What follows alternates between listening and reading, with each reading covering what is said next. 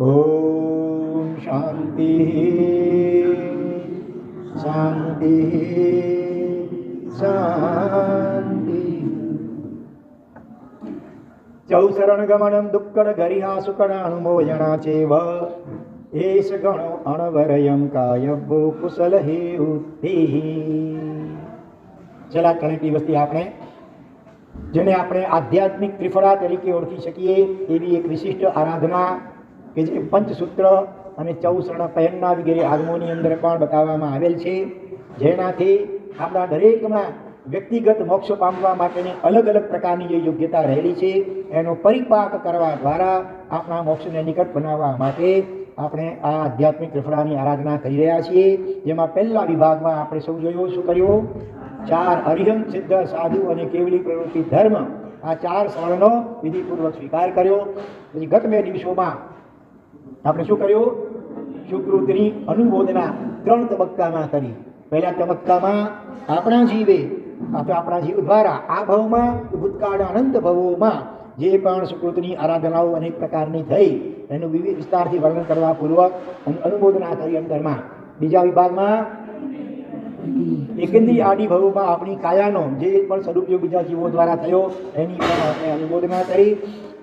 અને ત્રીજા વિભાગની અંદર હરિહંતાદી પંચપરમેષ્ઠી ભગવંતોથી માંડી સાધુ સાધી શ્રાવક શ્રાવિકા ચતુર્વિધ સંઘના સભ્યો એના સુકૃતોની અનુમોદના કરી. સમ્યક દર્શી શાસન દેવ દેવીઓના સુકૃતોની અનુમોદના કરી. બદ્રિક પરિણામી અને મન મિત્યાદી એવા જીવોના પણ સુકૃત જગતના સરળ જીવોના સુકૃતની અનુમોદના આપણે ભાવથી કરી. અને હવે આજે અને કાલે 2 દિવસ એનો જે ત્રીજો વિભાગ છે દુષ્કૃત ગરહા, એની આપણે આરાધના કરીએ. દુષ્કૃત, કૃત એટલે કરેલું, દુષ એટલે દુષ્ટ, ખરાબ, અશુભ જે કાર્ય એટલે વિચાર વાણીને વર્તન, એની આપણે પશ્ચાતાપૂર્વક ક્ષમા યાચના કરવાની છે. એમાં આત્મસાક્ષીએ જે પશ્ચાતાપ થાય એને કહેવાય દુષ્કૃતની નિંદા, અને દેવ અને ગુરુની સાક્ષીએ જે કરાય એને કહેવાય દુષ્કૃતની ગરહા. નિંદા અને ગરહા બંને કરવા યોગ્ય છે. તો અહીંયા દુષ્કૃત ગરહાની આરાધના પણ 2 વિભાગમાં કરવામાં આવશે. દરેક પેરેગ્રાફને અંતે આમાં શું બોલવાનું આવશે? મિચ્છામિ દુક્કડમ. મિચ્છા એટલે મિથ્યા, મિથ્યા એટલે કે નિષ્ફળ થાવ. મી એટલે મારું. મિચ્છા અને મી અલગ અલગ છે. મિચ્છામી ભેગું નથી. વંદામીમાં ભેગું હોય, વંદામી ઈચ્છામી એ ભેગું છે, પણ મિચ્છા અને મી એ અલગ છે. કારણ કે મિચ્છા એ ક્રિયા પણ નથી. વંદામી વંદનની ક્રિયા છે, ઈચ્છામી ઈચ્છું એ ક્રિયા પણ છે. પણ મિચ્છા એટલે મિથ્યા અથવા તો નિષ્ફળ એ શબ્દ છે, ક્રિયા પણ નથી. અને મી કોઈ અહીંયા પ્રત્યય તરીકે નથી વપરાયો, પણ મી એટલે મારું. મારું મિથ્યા થાઓ મારા દુષ્કૃત્ય એટલે મિચ્છા મી દુક્કડમ. દુક્કડમ એટલે દુષ્કૃત્ય. તો એ રીતે ભાવપૂર્વક પશ્ચાતાપના ભાવપૂર્વક આપણે ક્ષમા યાચના કરવાની છે આપણા દુષ્કૃત્યોની. તો દુષ્કૃત ધરાવતી લાભ શું થાય, ફળ શું થાય? જો કે અનાદિકાળમાં અનંત ભવોમાં અજ્ઞાનતાને વશ આપણે દુષ્કૃત્ય કરીને ઉપરથી પશ્ચાતાપ કરવાને બદલે રાજી થયા છીએ, અનુમોદના કરી છે, અહંકાર પોતાનો પુષ્ટ કર્યો. સૈનિક મહારાજાએ સગર્ભા હરિનો સ્વીકાર કરી ઉપરથી અહંકાર કર્યો કે હું કેવો શક્તિશાળી, 1 ગાય 2 ને પાડી નાખ્યા. હા, એક તો હિંસાનું મોટું પાપ કર્યું, ઉપરથી અનુમોદના કરી અને પાપ એવું ચિકનું નિકાચિત બંધાઈ ગયું કે પાછળથી ભગવાન મહાવીરના પરિચયમાં આવ્યા, ખૂબ અનન્ય ભક્તિ કરીને તીર્થંકર નામ કરીને એમણે નિકાચન કર્યું. તો પણ આ ભૂતકાળમાં જે આ મોટું પાપ અનુમોદના પૂર્વક થઈ ગયું એને કારણે આજે પણ એમને પહેલી નરકમાં રહેવું પડ્યું છે. માટે પહેલી વાત તો એ કે જીવનમાં બને ત્યાં સુધી દુષ્કૃત કોઈ કરવા નહીં, એને માટે જાગૃતિ રાખવી. તેમ છતાં સંસારમાં બેઠા છીએ અને કેટલીક વાર અનિવાર્યપણે પણ કેટલાક પાપો જીવી હિંસારી થઈ જતા હોય તો પણ એનો મનમાં ખટકો પશ્ચાતાપ રાખવો. બની શકે તો તે જ વખતે હૃદયમાં ક્ષમાપનાનો ભાવ કરી લેવાનો, તાત્કાલિક ભાવ પ્રતિક્રમણ કરી લેવાનું, ક્ષમા યાચના કરી લેવાની. સવાર સાંજ દેવશિકરાય પ્રતિક્રમણ પણ કરવાના, એ વખતે પણ ફરી પાછું ક્ષમા યાચના કરવાની. અને છેવટે પાક્ષિક 15 દિવસે ચોમાસીના 4 મહિનાનું પ્રતિક્રમણ અને સંવત્સરી પ્રતિક્રમણ એ રીતે પણ કરી અને પાપોનો પશ્ચાતાપ કરવો. સાથે સાથે ગુરુ ભગવંતને નિખાલસતાથી પોતાના પાપોનું નિવેદન કરી અને એની આલોચના કરવી. નાનપણમાં સમજણા થયા ત્યારથી માંડી અત્યાર સુધીમાં જે નાના મોટા પાપો આપણને યાદ આવતા હોય એ બધા વિસ્તારપૂર્વક પશ્ચાતાપના ભાવ સાથે લખી આપી અને આલોચના લેવી, પ્રાયશ્ચિત લેવો. અને ભવ આલોચના કહેવામાં આવે છે. હમણાં જ એક બહેને પોતાનું આ ભવ આલોચનાનું અહીંયા લેખાણ પોતાનું આપી ગયા. એ રીતે પહેલા પણ કેટલાક જણાએ કર્યું છે. હજી પણ જેમને ભાવના હોય જરૂર આ કરવા યોગ્ય છે. તો દુષ્કૃતની ગરહા કરવાથી શું થાય? જે પહેલા પાપ બંધાઈ ગયા હોય એટલે તીવ્ર કક્ષાના લાંબી સ્થિતિવાળા પાપ કરવો અને તીવ્ર રસવાળા પાપ કરવો, એની સ્થિતિમાં ઘટાડો થાય અને રસમાં એટલે તાકાતમાં પણ ઘટાડો થાય. પશ્ચાતાપ તીવ્ર હોય તો જળમૂળથી એ પાપ નાશ પણ પામી જાય. એ પાપ તો નાશ પામે, પણ બીજા પણ કેટલાય પાપો કદાચ અત્યારે આપણે યાદ ન પણ આવતા હોય, પણ કોઈ અમુક પાપોનો તીવ્ર પશ્ચાતાપ કરતા હોઈએ તો જે યાદ ન આવતા હોય એવા પાપો પણ બળી જાય. જેમ તમે ચોમાસામાં રસ્તા ઉપરથી પસાર થતા હો, બાજુમાંથી રિક્ષા પસાર થઈ ગઈ અને પાણીના કે કાદવના છાંટા કપડા ઉપર ઉડ્યા, હવે એ જે બે ચાર ડાઘ હોય એને તમે સાફ કરો પાણી કે સાબુથી, પણ એની સાથે સાથે આજુબાજુનો બીજો ભાગ કપડા ધોવા સાફ થઈ જાય ને ઓટોમેટિક. અથવા કોલરવાળા કપડાં પહેર્યા હો અને અહીંયા કોલરમાં પરસેવો અને તેલના કારણે વધારે મેલા ધોવાય, તો કોલરને સાબુને બ્રશથી સાફ કરતા હો, પણ એની સાથે સાથે આજુબાજુનો બીજો વિભાગ પણ ઓટોમેટિક સાફ થઈ જાય. એવી રીતે હા બોલો થઈ શકે, તીવ્ર પશ્ચાતાપો થઈ શકે ચોક્કસ. તો કે અનંતાનું મંદિરમાં એટલે તો સમ્યક દર્શન થાય ત્યારે એ પાપો ઢીલા પડે. આત્માનો અનુભવ સમ્યક દર્શન એ પાયામાં થાય એ ખૂબ જરૂરી હોય છે. પણ છતાં જેટલા પ્રમાણમાં પશ્ચાતાપ હોય એટલા પ્રમાણમાં છેવટે એ પાપ કર્મોની લાંબી સ્થિતિમાંથી ટૂંકી થઈ જાય, એની જે તાકાત જે તીવ્ર હોય એ ઘણી ઓછી થઈ જાય. બરોબર. અને અનુબંધ જે હોય પાપાનુબંધી એ ક્યારેક પુણ્યાનુબંધી પાપ, એમાં પુણ્યાનુબંધીમાં પણ ટ્રાન્સફર થઈ શકે છે. અને જો પહેલું સંગ્રહ હોય મજબૂત અને તીવ્રતમ પશ્ચાતાપની ધારા જાગે તો ક્યારેક કેવલ જ્ઞાન સુદ્ધા પણ થઈ શકે. ભલે આપણા માટે આ કાળમાં નબળા સંગ્રહને કારણે શક્ય નથી, તો પણ સમ્યક દર્શનની પ્રાપ્તિ વિગે થઈ શકે એમ છે. તો જેમ કે અનેક દાખલાઓ છે. એકની સાથે 4 માં હત્યાઓ કરનારો દ્રઢ પ્રહરી, એ પણ 6 મહિનામાં તીવ્ર પશ્ચાતાપના પરિણામે કેવલદાન અને મોક્ષને પામી ગયા. સંવત્સરીના દિવસે પણ જેનાથી રહેવાતું નહોતું અને ક્રૂર ઘોડું મુનિ, બરોબર ને, અને 4 મુનિઓ મહા તપસ્વી હતા અને સંવત્સરીના પણ ખાવા બેઠા, એના કારણે એના પર તિરસ્કાર વગેરે કરે છે, છતાં પણ એમના ઉપર ક્રોધ વગેરે નથી કરતા. મેં નક્કી ચોક્કસ પૂર્વભાવમાં કોઈ તપસ્વીની વિરાધના કરી છે, તપશ્ચર્યાનો ઉપહાસ કર્યો છે, કોઈકને તપમાં અંતરાય નાખ્યો છે. એ રીતે પોતાના જ એ ભૂતકાળના દુષ્કૃત, ભલે અત્યારે સ્પષ્ટપણે ખ્યાલ નથી, પણ એટલું તો નથી કે અત્યારે આવી સ્થિતિ શરીરની છે તો નથી મેં ભૂતકાળના કોઈ ભાવની અંદર તપ ધર્મની નિંદા ટીકા, તપસ્વીઓની મસ્કરી નિંદા વગેરે કરી હશે, અંતરાય નાખ્યા હશે, માટે આ પરિણામ આવ્યું. તો એ પોતાના સંભવિત જે ભૂતકાળનો દુષ્કૃત એ તીવ્રપણે પશ્ચાતાપ કરી ગરહા કરે, નિંદા કરે છે. અને સાથે રહેલા મહાતપસ્વી મુનિવરો એમણે જે એના પ્રત્યે નેગેટિવ આચરણ કર્યું છે છતાં પણ એને બિલકુલ મહત્વ આપતા નથી, બલકે એમનો તો પોઝિટિવ વિચાર કરે છે કે આમ તો હું રોજ રૂખા ભાત ખાઉં, એને બદલે આવા મહાતપસ્વી મુનિવરો એની અમી ક્યાંથી મળે મને, આવું પોઝિટિવ થિંકિંગ જોરદાર કર્યું. પરિણામે મહાતપસ્વી મુનિવરો કરતાં પણ આ કુરગોળુ મુનિવરને પહેલા કેવલ જ્ઞાન થઈ ગયું. પછી શાસન દેવી દ્વારા ખબર પડી એટલે બાકીના 4 મુનિવરોએ પણ પોતાનું જે નેગેટિવ વર્તન કર્યું હતું તીવ્ર પશ્ચાતાપ કરતા એમને પણ કેવલ જ્ઞાન થઈ ગયું. એટલે આ દુષ્કૃત ગરહા અને નિંદા એનો આવો અદ્ભુત અને ચિંત્ય પ્રભાવ છે. બરાબર. અને ભવ આલોચનાલય દરેકને ફરી હું કહું છું, ખાલી ઓલા પાંડાઓમાં રાઈટ કે ચોકડી કે હા કે ના આટલું કરીને પતાવતા નહીં. એ બધું લખેલું છે, એના આધારે પોતાના જે પાપો થયા હોય, દોષો થયા હોય એને યાદ કરી એટલું પશ્ચાતાપના ભાવ સાથે વિગતવાર લખશો એટલી એ શુદ્ધિ વિશેષ પ્રકારે થશે. તો આ ખાસ લક્ષ્ય રાખજો. તો આટલી ભૂમિકાની વાત કરી અને હવે આપણે દુષ્કૃત ગરહા નિંદા એની આરાધનામાં પ્રવેશ કરીએ. જો કોઈ મયે જીવો ચૌગઈ સંસાર ભવ કળિલિમ્મી દુહવ્યો મોહેણમ તમહમ ખામેમી વિવિહેણમ. પેલા જનરલ આ શ્લોક દ્વારા સમાપ્તના કરે છે કે 4 ગતિરૂપ સંસાર અટવીમાં ભટકતા, 4 ગતિ ગઈ દેવ મનુષ્ય તિરિંચ ને નરક. આ 4 ગતિરૂપ સંસારમાં ભટકતા મેં જે કોઈ જીવને મોહથી દુઃખી કર્યો હોય, એટલે મોહ એટલે જ્ઞાન, તેને હું મન વચન કાયાથી ખમાવું છું. અને હવે વિગતવાર વર્ણન કરવા પૂર્વક સમાયાચના કરે છે. સાથે નારકીને વિશે નારકી તરીકે ઉત્પન્ન થયેલા મેં જે કોઈ જીવને દુહવ્યા એટલે કે દુઃખી કર્યા હોય, પરમાધામી સ્વરૂપે થઈને કે પછી પરસ્પરમાં એકબીજામાં પણ નારકીઓ લડતા ઝઘડતા હોય એ રીતે પણ દુઃખી કર્યા હોય, તે બધા જીવોને હું ખમાવું છું, અર્થાત તે જીવો પાસે ક્ષમા યાચું છું. મિચ્છામિ દુક્કડમ. નારકીના ભવમાં કર્મને વશ થઈને પરસ્પર બીજા અનેક નારકીના જીવોને શસ્ત્રોનો ઘાત કરવો, ચોરી નાખવા, કાપવા, પીલવા વગેરે અનેક પ્રકારની પીડાઓ આપી હોય તે સર્વે જીવો જ્યાં પણ હોય ત્યાં તેઓને અત્રે રહેલો હું હે પ્રભુ આપની સમક્ષ ખમાવું છું. મિચ્છામિ દુક્કડમ. નિર્દય પરમાધામી દેવ તરીકે ઉત્પન્ન થયેલા મેં નારકીના જીવોને કાપવા, પીલવા, મારવા, શરીરના ટુકડા કરવા, આંતરલાને કાપી નાખવા, ખાંડણીમાં ખાંડવા, ઉકળતા શીશાનો રસ મોઢામાં રેડવો વગેરે અનેક પ્રકારે જે દુઃખો લીધા છે તે દુઃખો દેવા બદલ એ સર્વે જીવોને સકળ સંઘની સાક્ષીએ હે દેવાધિદેવ પ્રભુ આપની સમક્ષ હું ખમાવું છું.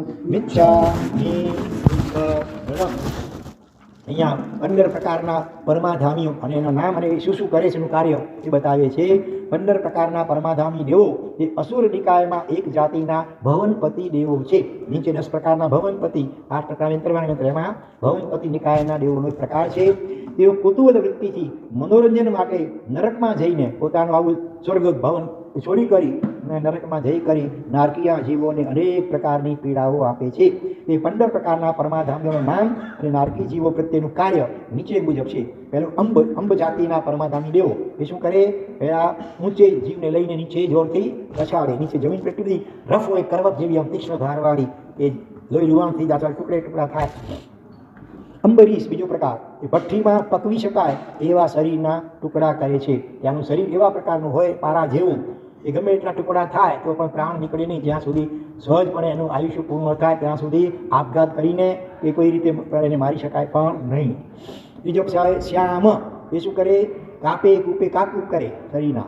ચોથો છે રુદ્ર. રુદ્ર શું કરે?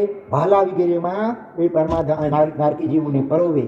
પછી છે ઉપરુદ્ર, એ અંગોપાંગ ભાંગે ઘણ વગેરે દ્વારા. પછી છે અસીપત્ર, અસી એટલે તલવાર, તલવાર જેવા પત્રનું વન બનાવે, એટલે એવા ઝાડ વિકુરવે અને જીવ જ્યારે આરામ કરવા ઠંડક મેળવા જાણે કે જાય નીચે ઉપરથી ટપ જાણે એ કરવત જેવા તીક્ષ્ણ પાંડાઓનો વરસાદ વરસે એટલે જીવો બધા છેડાય ભેડાય. પછી ધનુષ્ય, ધનુ એટલે ધનુષ્યમાંથી છોડેલા અર્ધચંદ્રાકાર બાણોથી વીંધે છે. પછી કુંભ જાતિના પરમાધામી દેવો એ કુંભ એટલે નાનો ઘડો વગેરેમાં પકાવે રાંધે. કાલ, વારંવાર ખાંડીને સ્નિગ્ધ માંસના લોચાને આસ્વાદે છે. મહાકાલ, કુંડ વગેરેમાં રાંધે છે. વૈતરણ, એ તપ્ત ઉકળતા રુધિર અને લોહી પરુ વગેરેથી ભરેલી વૈતરણી નદીના નદી ઉત્પન્ન કરે, એમાં પરાણે ડૂબકીઓ મડાવડાવે. વાલુક, એ કદંબ પુષ્પારી આકારવાળી રેતી, વાલુકા એટલે રેતી, ધગધગતી રેતીમાં એને શેકે. મહાઘોષ, એ નાસ્તા એવા નારકોને હાંક મારીને અટકાવે, ભયંકર હાસ્ય કરી. ઘોષ એટલે અવાજ, મહાઘોષ. અને ખરસ્વર એટલે વજ્રના કાંટાઓથી ભયંકર એવા સાલમલી વૃક્ષો ઉપર પરાણે એને ચડાવે અને પછી આમ નીચે ખેંચી ઢસેડે. તો આવી રીતે આપણા જીવે પણ આ પરમાધામી બની કરી નારકીના જીવોને ભૂતકાળ અનંત ભવોમાં જે કાંઈ ત્રાસ આપ્યા એની પણ હાર્દિક ક્ષમાયાચના મિચ્છામિ દુક્કડં. હા હા, તે વખતે મૂઢ બનેલા મેં માત્ર રમત ખાતર પારકા અને કરવતથી છેદન ભેદન આદિના કરેલા દુઃખોને જાણ્યા નહીં. તે સમયે દુષ્ટ ભાવને પામેલા મેં જે નારકીઓને દુઃખ આપ્યું હોય તે સર્વે જીવોને હું ફરી ફરી ત્રિવિધે ભાવપૂર્વક ખમાવું છું. મિચ્છામિ દુક્કડં. તિર્યંચમાં પણ પૃથ્વીકાય આદિ ક્ષારના ભેદોમાં ઉત્પન્ન થયેલા મેં પરસ્પર સ્વકાય શસ્ત્ર કે પરકાય શસ્ત્રથી જે જીવોને સ્થાવરના ભવોમાં વિરાધ્યા દુઃખી કર્યા તે સર્વ જીવોને હે દેવાધિદેવ આપની સમક્ષ સકળ શ્રી સંઘની સાક્ષીએ ખમાવું છું. મિચ્છામિ દુક્કડં. અહીંયા શબ્દો આવ્યા સ્વકાય શસ્ત્ર અને પરકાય શસ્ત્ર. જેમ કે અલગ અલગ બે તાસીરવાળી માટી ભેગી થાય તો એમાં જેની બળવાન તાસીર હોય એના દ્વારા નબળી તાસીરવાળા માટીના જીવો હણાતા હોય છે, બરાબર. એને કહે સ્વશાસ્ત્ર, સ્વકાય શસ્ત્ર, સજાતીય. એવી રીતે પાણી, અલગ અલગ બે પ્રકારના પાણી ભેગા થાય એનાથી પણ એ જીવો હણાય, નબળી તાસીરવાળા, એ પણ સ્વકાય શસ્ત્ર કહેવાય. દરેકમાં સમજાય, અગ્નિકાયમાં, વાયુકાયમાં વગેરેમાં.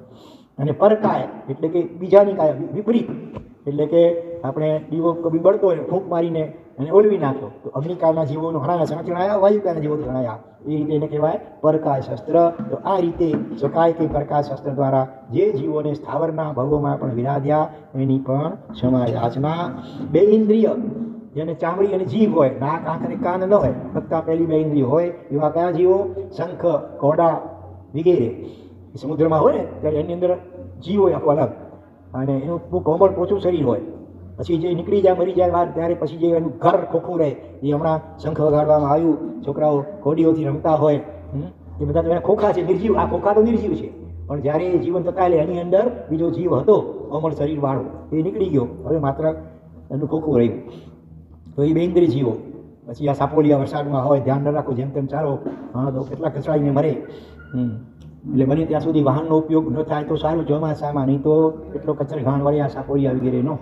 તે ઇન્દ્રિય એટલે જેને ચામડી, જીભ અને નાક, આ 3 ઇન્દ્રિય હોય, આંખ અને કાન ન હોય એવા જીવો કીડી, માકડ, જુ, લીક વગેરે. પછી ચૌરેન્દ્રિય એટલે કે કાન સિવાયની બાકીની 4 ઇન્દ્રિયો હોય એવા વીંછી, ભમરા, તીડ, માખી, કરોડિયા આદિના ભવોમાં જે જીવોને મેં ભક્ષણ કર્યા હોય અથવા દુઃખી કર્યા હોય તે સર્વે જીવોને વિવિધે એટલે કે મન, વચન અને કાયાથી ખમાવું છું. મિચ્છામિ દુક્કડમ. એમને પાપ કર્યા નહીં હોય એટલે બોલો. જીભ મળી છે તો સદુપયોગ કરો. ખાલી મનથી વિચાર સારી વપરાણ, સાથે સાથે જીભનો ઉપયોગ કરો. મન ત્રણેયથી, કાયાથી પણ હાથ જોડવા, મસ્તુ નમાવવું, જીભથી પણ મિચ્છામિ દુક્કડમ બોલવાનું, અને મનથી પણ એવો પશ્ચાતાપનો ભાવ કરવાનો. ત્રિવિધે કહે છે. ખાલી મનથી ખમાવશું વાત નથી આવી. ત્રિવિધે એટલે મનથી, વચનથી ને કાયાથી.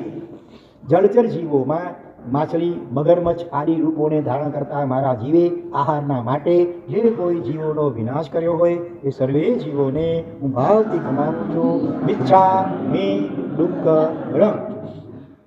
પહેલા ભાવથી ખમાવું છું અને પછી બોલવાનું છૂટું છૂટું એકદમ મિચ્છામિ દુક્કડમ. ભેગું નહીં, મિચ્છામિ દુક્કડમ નહીં, મિચ્છામિ દુક્કડમ. મિથ્યા થાવ મારા દુષ્કૃત્ય. સમુદ્રમાં કહેવાય છે મત્સ્ય ગલાગલ ન્યાય, એટલે કે મોટી માછલીઓ, શાર્ક અને વહેલ એ મોટી મોટી એ પોતાનાથી નાની માછલી ખાય, એ વળી એનાથી નાની માછલી, એ વળી એનાથી નાની માછલીઓને નાની કરીને મોટી જાયન્ટ માછલીઓ પણ હોય છે. જેમ મનુષ્યોમાં પણ મોટા જીવો નાનાને દબડાવે, બધી ગતિમાં આવું ચાલતું રહ્યું છે. પછી છે ઉર પરિસર્પ અને ભુજ પરિસર્પ. ઉર એટલે છાતી અથવા પેટ, એ ઘસડીને ચાલે એવા સાપ, અજગર વગેરે. ભુજ પરિસર્પ એટલે ભુજા એટલે હાથ, પણ નાના હાથ જેવા નાના પગ હોય, આમ ખિસકોલી, નોળિયા વગેરે. તો અને ગિલોડી, પછી મેં ચોંધી ચચી વગેરેના ભવોમાં તથા વાનર, બિલાડી, કૂતરા, અષ્ટાપદ પ્રાણી વગેરે આ ચોપગા પ્રાણીઓ એના ભવોમાં ઉત્પન્ન થયેલા મેં જે જીવોને હેરાન કર્યા હોય, એ દુઃખી કર્યા હોય એ સર્વે જીવોને હું ભાવથી ખમાવું છું. મિચ્છામિ દુક્કડમ. એવી જ રીતે વાઘ, સિંહ, ગેંડા વગેરે હિંસક પ્રાણીઓમાં ઉત્પન્ન થયેલા મેં જે જીવોનો વિનાશ કર્યો, માર્યા, ફાડ્યા, ખાધા વગેરે અનેક રીતે પીડા ઉપજાવી હોય તે સર્વે જીવોને હે દેવાધિદેવ પ્રભુ આપની સમક્ષ ઉપસ્થિત થયેલો હું પશ્ચાતાપ ભર્યા હૃદયે, મન, વચન અને કાયાથી સકળ સંગની સાક્ષીએ ખમાવું છું. મિચ્છામિ દુક્કડમ. પક્ષીઓમાં બાજ પક્ષી, ગીધ, કુકડા, હંસ, બગલા આદિના ભવોમાં ભૂખને વશ થઈને જે કૃમિ, મંકોડા, જીવડા, માછલા વગેરે જીવોના ભક્ષણ કર્યા છે એ સર્વે જીવોને હું ભાવથી ખમાવું છું. મિચ્છામિ દુક્કડમ. મનુષ્યપણામાં પણ દિવ્યેન્દ્રિય જીભથી મોહિત થયેલા મૂઢ એવા મેં શિકાર કરતા, માંસાહાર તથા અભક્ષ્ય આદિના ભોજન કરતા જે કોઈ જીવોનો વિનાશ કર્યો હોય આ ભવમાં એ ગત ભવોને વિશે એ સર્વ જીવોને હું ત્રિવિધે ભાવપૂર્વક ખમાવું છું. મિચ્છામિ દુક્કડમ.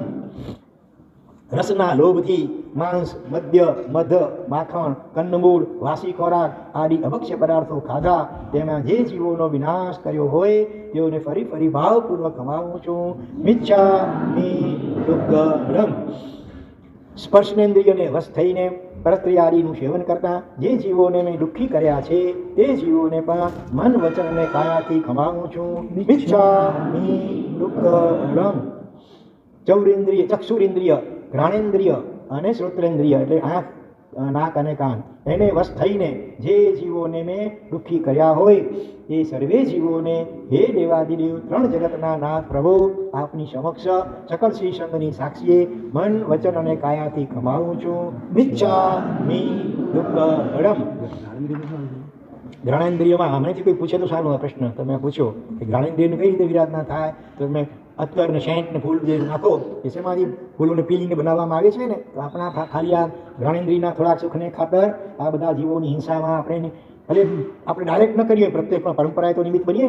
અને ખાસ કરીને બહેનો તો ડાયરેક્ટ પણ બની શકે. કેવી રીતે ગજરા અને વેણીને નાખે ને ત્યારે એમાં ફૂલ હોય ને, ભગવાનને ભક્તિથી ચડાવવું એમાં અલ્પદોષીને લાભ વધારે છે. પણ આ પોતાના શરીરના શોખને ખાતર જે તમે આ કરો પુષ્પ વગેરેનો ઉપયોગ, કેટલાક તો પહેલાંના કાળમાં તો શું કરતા, સૈયાની અંદર ફૂલની પાંખડીઓ બિછાવી અને સુવે, સુગંધ આવે અને કોમળ સ્પર્શ આવે લાગે. હા, તો એ રીતે ઘણું કચ્છર ઘાણ વાળ્યો છે ભૂતકાળના ભવોમાં. અને આ ભવમાં પણ તમે જે સૌંદર્ય પ્રસાધનો ઘણા વાપરો છો એ મોટા ભાગના બધા હિંસક પદાર્થોમાંથી બનેલા હોય છે. તો એટલા એ રીતે બરોબર. પછી સ્વામિત્વને પામેલા એટલે કે રાજા, કોટવા, સેનાપતિ વગેરે સત્તા સ્થાને રહેલા ને જે અપરાધી કે નિરપરાધી જીવોને બાંધ્યા, કેદ કરાવ્યા, ભણાવ્યા હોય, ન્યાયાધીશ બન્યા હોઈએ અને ફાંસીની સજા ફરમાવી પડી હોય, કેટલીક વાર તો જેવી નિર્દોષ પણ હોય, કોઈક રીતે ષડયંત્રમાં એને ફસાવવામાં પણ આવ્યો હોય અને છતાં પણ ફરજ તરીકે તે વખતે દેહાંત દંડ પણ કરવું પડ્યું હોય. એટલા માટે શાસ્ત્રકારો ના પાડે છે કે એવી નોકરી કરવી નહીં, જેના કારણે જીવોને કઠોર રીતે સજાઓ કરવી પડે અને આપણો હૃદય સાવ કઠોર બની જાય. પણ આવું અનેક ભવોમાં ભૂતકાળમાં આપણે કર્યું હશે. એ બધા જ જીવોને મન વચન કાયાથી ભાવપૂર્વક ખમાવું છું. મિચ્છામિ દુક્કડમ. માન ભંગ થવાના કારણે તામસ ભાવને ક્રોધથી ધમધમતા એવા મેં બલાત્કારે જે જીવો પાસે આજ્ઞા પડાવી હોય તે સર્વે જીવોને ભાવપૂર્વક ખમાવું છું. મિચ્છામિ દુક્કડમ. દુષ્ટ એવા મેં ગુસ્સાથી કે લોભથી જે કોઈ મનુષ્યને કલંક આપ્યું હોય તેને પણ હું ત્રિવિધે ખમાવું છું. મિચ્છામિ દુક્કડમ. ઈર્ષ્યા ભાવને પામેલા મેં પારકાની આપત્તિમાં હર્ષ કર્યો હોય અને ચાલી ચુગલી કરીને જે જીવોને પીડ્યા હોય તે સર્વે જીવોને હું ત્રિવિધે ખમાવું છું. મિચ્છામિ દુક્કડમ. હરે પ્રભુ, હું રૌદ્ર અને ક્ષુદ્ર સ્વભાવવાળો અનેક પ્રકારની મૃક્ષ જાતિઓને વિશે ઉત્પન્ન થયો. તે વખતે ધર્મ એવો શુભ શબ્દ પણ મેં કાનથી સાંભળ્યો નથી. પરલોકની અપેક્ષા વિનાનો અને જીવોને ઘાત કરવામાં સદૈવ ચકચૂર બનેલો હું જે જીવોને દુઃખમાં નિમિત્તભૂત થયો તે સર્વ જીવોને હું ભાવપૂર્વક કમાવું છું. આર્ય ક્ષેત્રને વિશે જન્મ પામેલા એવા પણ મેં કસાઈ, પારધી, ચંડાળ, માછીમાર વગેરે જાતિઓમાં જન્મ પામીને જે કોઈ જીવોના સમૂહને હણ્યા હોય, હણાવ્યા હોય તે સર્વ જીવોને હું ત્રિવિધે કમાવું છું. મિચ્છામિ દુક્કડમ. મિથ્યાત્વથી મૂઢ બનેલા મેં ધર્મ બુદ્ધિથી તથા પરસ્પર ક્લેશ આદિના કારણે યુદ્ધ વગેરેમાં અનેક જીવોને મરાવ્યા હોય તે સર્વે જીવોને હું ભાવથી ખમાવું છું. મિચ્છામિ દુક્કડમ. અત્યારે અનેક દેશો વચ્ચે યુદ્ધનું વાતાવરણ છે. એમાં કોઈ દેશનો જે હોય નાયક અને દુર્બુદ્ધિ સૂજે અને અણુબોમ્બનું બટન દબાવે, લાખો કરોડો મનુષ્યો વગેરે મારી ભસ્મીભૂત થઈ જાય. કેટલું ચીકણું પાપ કરો બંધાય અને ક્યારે છૂટે. તો કંઈક ભૂતકાળના ભવોમાં મેં અને તેમે આપણે બધાએ પણ રાજા વગેરેના ભવોમાં આવા પાપો પણ કર્યા છે. એની પણ ક્ષમા યાચના કરીએ. વર્તમાન ભવમાં કે ભૂતકાળના ભવોમાં દાવાનળ સળગાવરાવીને જંગલોમાં જીવોને બાળ્યા હોય, અને ખેતરમાં આગ લગાડે બધું અમુક કચરાને બાળવા માટે, તથા સરોવર, તળાવ, ગ્રહ વગેરે સોસાવીને તેમાં રહેલા માછલા, દેડકા વગેરે અનેક જીવોનો વધ કરાવ્યો હોય તે સર્વે જીવોને હું ભાવપૂર્વક કમાવું છું. મિચ્છામિ દુક્કડમ. ભોગભૂમિ એટલે અકર્મ ભૂમિ અથવા અંતરદ્વીપો આદિમાં જન્મેલા મેં સુખથી છકી જઈને જે કોઈ જીવોનો નાશ કર્યો હોય. આમ સમસ્ત મનુષ્યના વર્તમાન ભવમાં તથા ભૂતકાળના ભવોને વિશે મેં જે કોઈ જીવોનો વિનાશ કર્યો હોય, પીડા ઉપજાવી હોય, દુઃખી કર્યા હોય, તેઓને વિશે પ્રતિકૂળ આચરણ કર્યું હોય તે સર્વે જીવોને હે દેવાદિદેવ જીનેશ્વર ભગવંતો, હું આપની સાક્ષીએ, શુદ્ધ પરમાત્માની સાક્ષીએ, સાધુ ભગવંતોની સાક્ષીએ, સાધુ અવધિજ્ઞાની દેવોની સાક્ષીએ તેમજ મારા પોતાના આત્માની સાક્ષીએ ફરી ફરી ખમાવું છું. મિચ્છામિ દુક્કડમ. દેવના ભવોને વિશે પણ કુતૂહલ, ક્રીડા, દ્વેષ તથા લોભની બુદ્ધિથી પણ જે અન્ય દેવો કે મનુષ્યો વગેરેને ડૂબવ્યા, સતાવ્યા કે દુઃખી કર્યા છે સર્વે જીવોને અંતઃકરણપૂર્વક ખમાવું છું. મિચ્છામિ દુક્કડમ. ભૂત પ્રેત પિશાચ વગેરે બનીને વેંતરદેવો અને અનેક શરીરમાં અને પ્રવેશ કરી અને એમને તકલીફો આપી હોય. ભવનપતિ નિકાયમાં પણ આસુરી ભાવમાં વર્તતા મેં નિર્દયપણે હનુમાનની બુદ્ધિથી જે જીવોને દુઃખી કર્યા હોય તે સર્વે જીવોની ભાવથી કમાવું છું. મિચ્છામિ.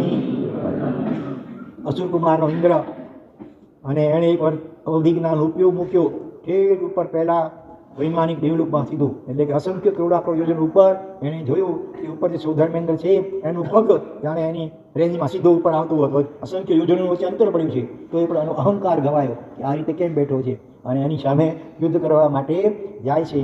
પણ ભવનપતિના ઇન્દ્ર કરતાં વૈમાનિક દેવના ઇન્દ્રની તાકાત અનેક ગણી વધારે હોય. એણે જોરદાર વજ્ર ફેંક્યું, પાછું ગભરાતો આવી અને નાનકડા કુંથવાનું રૂપ લઈ કરી એ ભગવાનમાં ધ્યાનમાં ઊભા હતા. એના પગની વચ્ચે એનું શરણ સ્વીકારે છે. એટલે પછી ઇન્દ્ર એને જોડે જ માફી આપે છે. એટલે આ રીતે પણ યુદ્ધો પણ કર્યા છે એ ભવોની અંદર આ જીવે. પછી વ્યંતરના રૂપે રહેલા મેં રમત, કુતૂહલ, ગમ્મત આદિના ભાવોથી જે જીવોને દુઃખ ઉત્પન્ન કર્યું છે એ સર્વે જીવોને હું કમાવું છું. મિચ્છામિ દુઃખમ.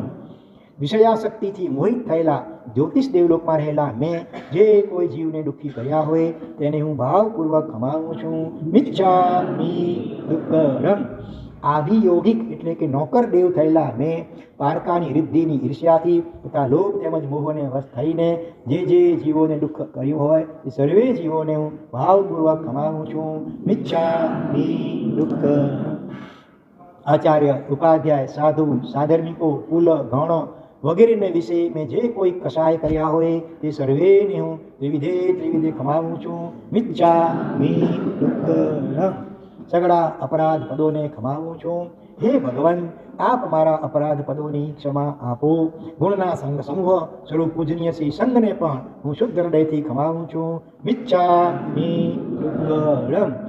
આ રીતે અજ્ઞાનપણાના કારણે રાગથી કે દ્વેષથી ચારે ગતિમાં રહેલા જે કોઈ પ્રાણીઓની મેં હિંસા કરી નાશ કર્યો કે દુઃખમાં મૂક્યા હોય તે સર્વે જીવોને જ્ઞાન અવસ્થાને પામેલો હું હે દીનદયાળ પ્રભુ આપની સમક્ષ રાગ દ્વેષ અને મોહને દૂર કરીને મધ્યસ્થપણે આપની સાક્ષીએ, સિદ્ધ પરમાત્માની સાક્ષીએ, સાધુ ભગવંતોની સાક્ષીએ, અવધિજ્ઞાની દેવોની સાક્ષીએ અને મારા આત્માની સાક્ષીએ હું કમાવું છું, સમાયાતું છું. મારા દુષ્કૃત્યોને હે જીવો તમે જ્યાં પણ હો ત્યાંથી ક્ષમા આપશો. આપણો ભાવ છે ઓટોમેટિક પહોંચી જાય. જેટલો તીવ્ર ભાવ હોય પશ્ચાતાપનો તો તે જીવો કંઈ પણ ગતિમાં થવું રાયલોમાં ક્યાંય હોય ત્યાં પહોંચી જાય. ભાવની એવી અચિંત્ય શક્તિ તાકાત હોય છે. આ સંસાર ચક્રમાં એક સિદ્ધ પરમાત્માના જીવો એવા છે કે જગતમાં કોઈ પણ જીવોના દુઃખમાં નિમિત્તભૂત પણ થતા નથી. આમાં સિદ્ધ ભગવંતો કયા તો કેવલી ભગવંતે હરિ ભગવંતે કેમ ન કયા તો કે શરીરધારી છે, એટલે શરીર છે ત્યાં સુધી શ્વાસોશ્વાસ વગેરે ચાલુ છે. એ રીતે થોડી ઘણી પણ સ્વરૂપ હિંસા ભરી અને થોડી ચાલુ હોય છે. સિદ્ધ ભગવંતો અશરીરી છે, એટલે એ કોઈ પણ જીવની હિંસામાં નિમિત્ત બનતા જ નથી. સાધુ ભગવંતો પણ જગતના જીવોને અભયદાન આપનારા છે. જ્યારે અવિરતિમાં રહેલા ઘરવાસમાં રહેલા જીવો અન્ય જીવોનો ભારે કચ્ચર ગાણ કાઢે છે અને અન્ય જીવોની હિંસા આદિમાં નિમિત્તભૂત થાય છે. હે પ્રભુ, અવિરતિમાં રહેલા મારા જીવે પણ અનંતા જીવોને ભારે દુઃખો આપ્યા છે, વિનાશ કર્યો છે. તે સર્વે જીવોને હું વારંવાર મન, વચન અને કાયાથી ખમાવું છું, સમાયાતું છું. 3 વાર મિચ્છામિ દુઃખમ, મિચ્છામિ દુઃખમ, મિચ્છામિ. આપણે પણ સિદ્ધ પરમાત્મા બનવાની ભાવના કયા ભાવથી રાખવાની છે કે અશરીરી બની જઈએ તો કોઈ જીવની હિંસામાં નિમિત્ત જ બની શકીએ નહીં. આપણા નિમિત્તે બધા જીવોને અભયદાન મળી રહે એ ભાવથી આપણે મોક્ષમાં જવું છે. અનંત સુખ મેળો ભોગવવા માટે તો એ પણ એક પ્રકારનો સ્વાર્થ થયો, બરોબર. ભાવ શું રાખવાનો? આપણને કોઈ જીવે સૂક્ષ્મ નિગોળમાંથી બહાર કાઢ્યા તો આપણે પણ આપણા ઉપર ઋણ છે એ ભગવંતનું, તો આપણે પણ જલ્દી એવી સાધના આરાધના કરીએ, જલ્દી મોક્ષ દશાને પામીએ, જેથી કરીને કોઈક એક જીવને અવ્યવહાર સૂક્ષ્મ નિગોળમાંથી બહાર નીકળવાનો મોકો મળે. અને સાથે સાથે શરીરના કારણે જે અનિચ્છાએ પણ અનેક જીવોની વિરાધના સતત થયા જ કરતી હોય છે એ બધી આપણા નિમિત્તની અટકી જાય. તો સર્વ જીવો મને ક્ષમા કરો, હું પણ સર્વ જીવોના જે કાંઈ અપરાધ હોય એની ક્ષમા આપું છું. હવે જગતના સર્વ જીવો પ્રત્યે સઘળાય વૈરભાવને છોડીને હું મધ્યસ્થપણે રહું છું.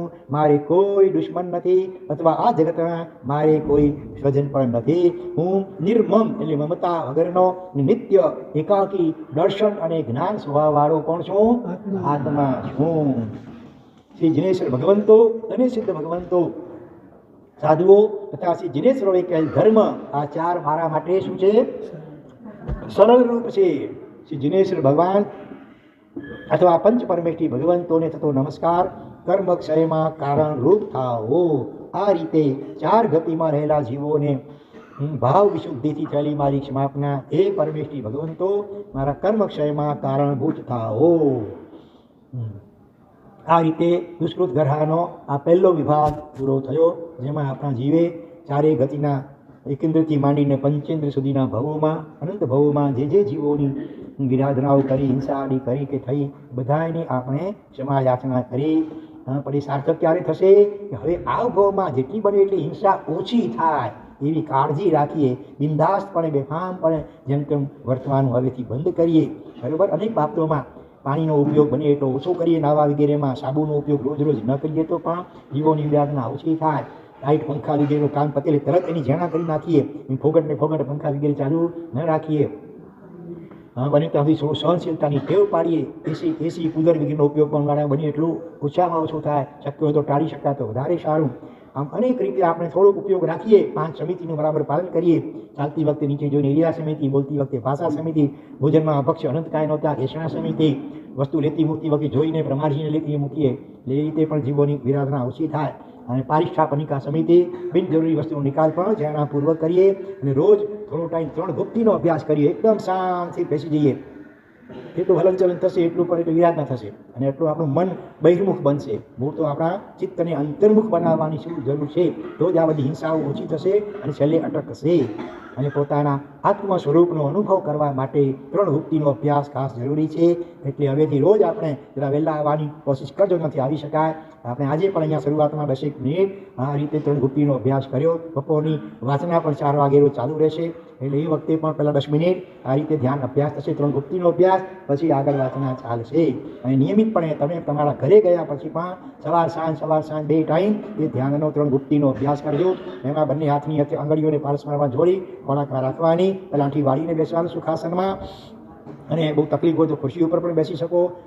અને તકલીફ ન હોય તો બને એટલું સીધું બેસો, કમર અને ગરદન સીધી રહે, આંખો ખાસ બીચેલી હોવી જોઈએ. સહજપણે આંખો ખોલી રાખીએ તો બધી ઉર્જા જે છે તે પાછી બહાર વિખરાઈ જાય. એટલે આંખો બંધ રાખવાની સહજપણે. અને જે સહજપણે શ્વાસોશ્વાસ થઈ રહ્યું છે કુદરતી રીતે નેચરલ, જેના આધારે આપણું જીવન ટકેલું છે, તો એના ઉપર તમારે ચિત્તને ફોકસ કરવાનું. એટલે ઓટોમેટિક ભૂતકાળ અને ભવિષ્યકાળના વિકલ્પો બધા દૂર થઈ જાય, કટઓફ થઈ જાય. આપણે વર્તમાન ક્ષણમાં સમતાનો અભ્યાસ થાય. શ્વાસોશ્વાસ ઉપર નથી રાગ કરવાનો કે નથી દ્વેષ થવાનો. એટલે એ રીતે રાગ દ્વેષ વિના વર્તમાન ક્ષણમાં રહેવાનો અભ્યાસ થાય. એનાથી મન ઓટોમેટિક શાંત થતું જશે, વિકલ્પો ધીરે ધીરે ઓછા થતા જશે. અને એ રીતે ધીરે ધીરે આગળ જતાં નિયમિત અભ્યાસ કરીશું તો એક સમય એવો આવશે ચિત્ત એકદમ જાણે કે નિર્વિકલ્પ બની જશે. નિર્વિચાર થોડી ક્ષણો માટે ભલે સહી. અને એ વખતે અનેક પ્રકારના વિશિષ્ટ બાહ્ય અભ્યંતર અનુભવો થશે. શરીરની કેન્સર વગેરેની બીમારીઓ પણ એનાથી શાંત થઈ ગઈ છે. એવા અનેક દાખલાઓ, હજારો દાખલાઓ વર્તમાન કાળમાં છે. દમનું દર્દ પણ મટી ગયું હોય, ઢીંચણ અને કમરના દર્દો પણ વગર ઓપરેશને મટી ગયા હોય. કારણ કે મોટા ભાગના દર્દો કે બીમારીઓ એ મનનું ટેન્શન, ચિંતા, ડિપ્રેશન વગેરેને કારણે થતા હોય છે. શરીરની મનની ઘણી બધી અસર શરીર ઉપર થતી હોય છે, બરાબર ને? એટલે મન જ્યારે શાંત થતું જાય એટલે ઓટોમેટિક શરીર ઉપર પણ પોઝિટિવ અસર થતી જાય. વગર દવાએ ગમે એવા આગળ દર્દો એ મટી જાય. ઘણા આખું એક એવું વર્તુળ છે જેનો સિદ્ધાંત છે નો મેડિસિન નો ડૉક્ટર. કોઈ દવા નહીં, ડૉક્ટર નહીં, બરાબર? બધું મળી જાય. શ્રદ્ધા હોય, નિયમિત તમે ધ્યાન અભ્યાસ કરો, જેમ જેમ મન શાંત થતું હશે ઓટોમેટિક. અને નહીં તો દવા લઈ લઈને ડૉક્ટરો બદલાવી થાકશો તો એ ઘણીવાર આઠિયા દર્દો મળતા હોતા નથી. બરાબર, ક્વોલિફાઈડ ડૉક્ટરોને વૈદ્યોને હકમીને બતાવ્યું હોય, કેટલી દવાઓ કરીને થાક્યા હોય તો હવે બધું છોડી દઈ કરી શ્રદ્ધા રાખો. નિયમિત રીતે ધ્યાનનો અભ્યાસ કરો, સવાર સાંજ 2 ટાઈમ. અડધો કલાક, પછી ધીરે ધીરે ઓટોમેટિક શક્તિ આવશે વધારે સમય બેસવાની. પણ અત્યારે શરૂઆતમાં કદાચ 10 મિનિટ બેસવું પણ અઘરું લાગતું હશે, પણ ધીરે ધીરે અભ્યાસ થશે, ઓટોમેટિક શરીરમાં સ્ફૂર્તિ અને શક્તિ વધતી જશે અને સમય વધતો જશે. પછી કલાક, 1.5 કલાક, 2 કલાક પણ આરામથી મજેથી તમે બેસી શકશો.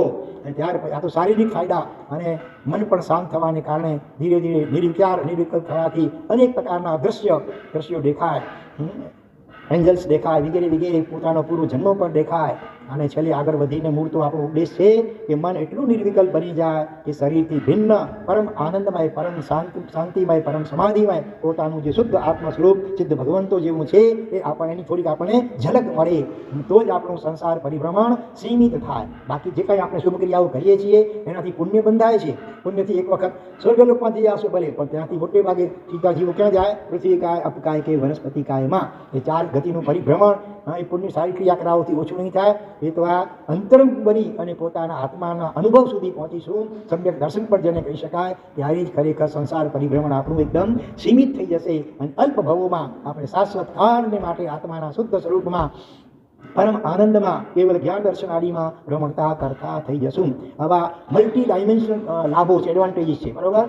सब दर्दों की एक दवा. તમારી શારીરિક પ્રોબ્લેમ હોય, માનસિક ડિપ્રેશનમાં રહેતા હો, બહુ વિચાર વિકલ્પો સતાતા હોય, ભૂતકાળ અને ભવિષ્યકાળના, બધું ઓટોમેટિક ધીરે ધીરે હિલિંગ જેને કહી શકાય એ મેડિટેશન દ્વારા બધું જ હિલિંગ થતું જશે અને કર્મની નિજરા પણ વિપુલ પ્રમાણમાં થતી જશે અને તમે પોતે આ જ ભાવમાં મોક્ષના સુખની વાનગી ચાખી શકશો. એટલા બધા અપરંપાર લાભો હજારો આત્માઓને આ સિમ્પલ ટેકનિક બિલકુલ આ છે. આમાં અઘરું હવે હેવી પ્રાણાયામ કરવાની જરૂર કાંઈ એની સહજ શાંત બેસીને માત્ર શ્વાસોશ્વાસને જોયા કરો. ઓટોમેટિક મન ધીરે ધીરે શાંત થતાં પહોંચીને નિર્વિકલ્પ બની જશે અને અનેકાનેક અનુભવો તમને આ જ ભાવમાં ઘરે બેઠા પણ થઈ શકશે. તમારા વ્યવહારમાં જે તમારી ડ્યુટી હોય, તમારા પરિવાર પ્રત્યે એ બધી ડ્યુટી અડા કરતાં પણ જો તમે નિયમિતપણે સવાર સાંજ 2 ટાઈમ અને અડધો કલાક પણ અભ્યાસ કરતા રહેશો તો તમને પોતે અનુભવ થશે.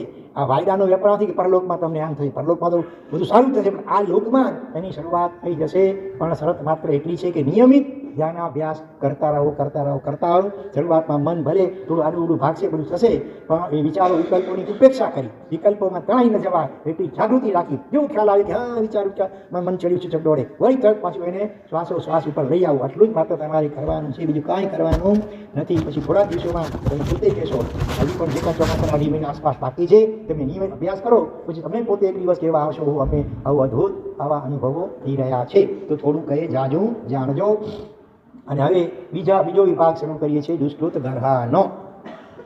પહેલા વિભાગમાં તો ખાસ કરીને હિંસા, જીવોની વિરાધના જે થઈ આપણા દ્વારા 4 ગતિમાં એની ક્ષમાયાચના કરવામાં આવી. પણ તે સિવાય પાપસ્થાન તો 18 છે ને, ખાલી હિંસા એકલી પાપસ્થાન નથી, બીજા પણ 17 પાપસ્થાનકો છે.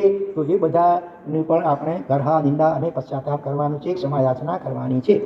તો હવે મિથ્યાત્વ આદિના કારણે થયેલા દુષ્કૃત્યોની ગર્હા અને નિંદા, મિથ્યાત્વ, અવિયતિ, પ્રમાદ, કષાય, યોગ, આ બધાથી પણ જે પાપો થયા હોય એની ક્ષમાયાચના કરવાની છે.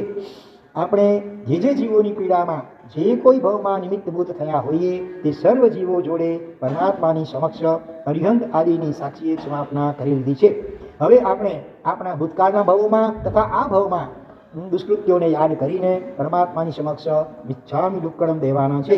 શરૂઆતમાં સામાન્યથી બધા જ પાપના મિચ્છામિ દુક્કડમ દેવાય છે. હે પ્રભુ, મનોવાક્કાય જે પાપે કૃતાનુમતિ કારિતૈ મિથ્યા મે દુષ્કૃતમ ભૂયા અપુનઃ ક્રિયાન્વિતમ. વિતરાગ સ્તોત્ર 9 શ્લોક છે, જેમાં કહે છે હે પ્રભુ, મન વચન અને કાયાથી કરાવવા અને અનુમોદવા રૂપ જે કાંઈ દુષ્કૃત્ય મેં કર્યું હોય તે સર્વ દુષ્કૃત્ય ફરીથી ન થાય એવા સંકલ્પ કે ભાવના સાથે હું તેના મિચ્છામિ દુક્કડમ દઉં છું. મિચ્છામિ દુક્કડમ.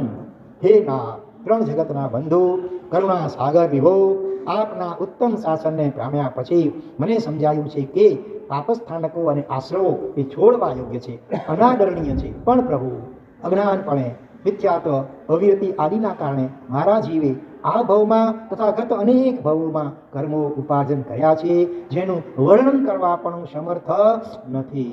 છતાં આપના શાસનના આલંબનને પામીને આપની સમક્ષ હું એ સર્વ દુષ્કૃત્યોની ભાવપૂર્વક નિંદા કરવા ઉપસ્થિત થયો છું. દુષ્કૃત નિંદાના પ્રભાવે મારા જીવનમાંથી દુષ્કૃત્યો નાશ પામે એ જ ભાવના રાખું છું.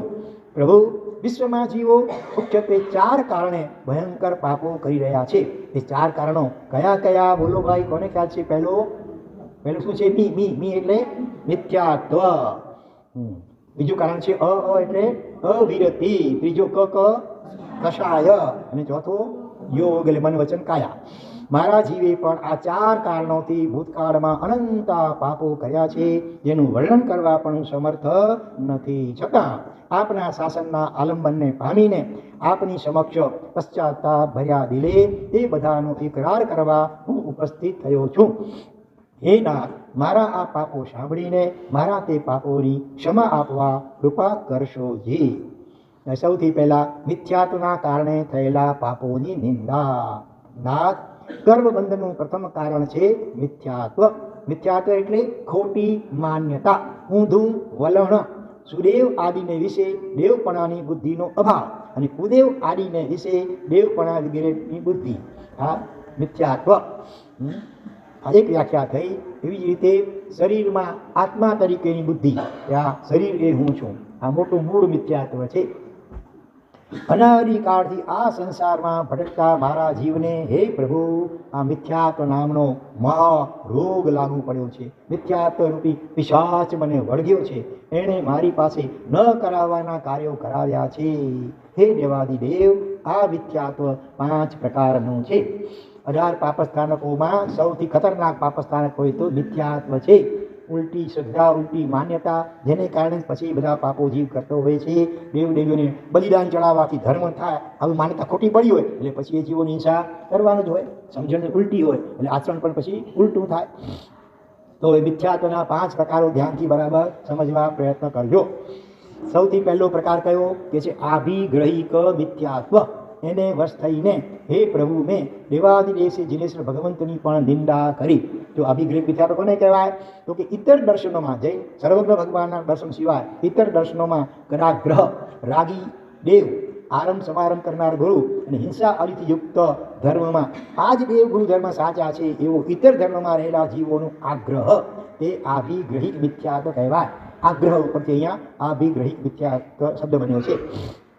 બરોબર. કુદેવ ગુરુ કુધર્મમાં સુદેવ ગુરુ ધર્મની બુદ્ધિ કે આ જ સાચા છે, આ તો વિતરા છે, તો ત્યાંથી કંઈ થતું નથી, હાલો ખાલી ફલાણા દેવદેવી પાસે.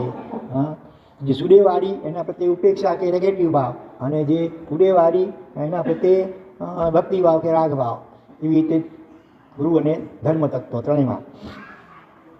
તો અહીંયા દિનેશ્વર ભગવંતની નિંદા કરી, તિરસ્કાર કર્યો. ગોશાળા વગેરે કેવી આસાધનાઓ કરી, જમાલીએ પણ આસાધનાઓ કરી. તો એવી રીતે આપણા જીવે પણ ભૂતકાળના ભવમાં સાક્ષાત તીર્થંકરોની પણ અનેક પ્રકારે આસાધના, અભિનય, અપરાધ કર્યા છે જ. દિનેશ્વર ભગવંત સિવાય અન્ય રાગી, દ્વેષી, અજ્ઞાની, મોહાંધ દેવોને દેવ તરીકે માન્યા, પૂજ્યા, બાધાઓ કરી, માન્યતાઓ કરી. આપણામાં આ બહુ ઘૂસી ગયું છે આ મિથ્યાત્વ. ભગવાન તો વિતરાક્ષી કાંઈ કરે નહીં જાણે એમ સમજી ઠીક છે, વ્યવહારથી ક્યારેક જઈ આવીએ દર્શન કરવા. બાકી તો મોટા ભાગના અન્ય દેવ દેવીઓ એની પાછળ ઘણા જીવો પાગલ બનતા હોય, એની પાછળ એની બાંધતાઓ, બાધાઓ, આખડીઓ કરાવે, અનેક પ્રકારે એને મહત્વ આપે. તો આ આભિગ્રહિક મિથ્યાત્વ.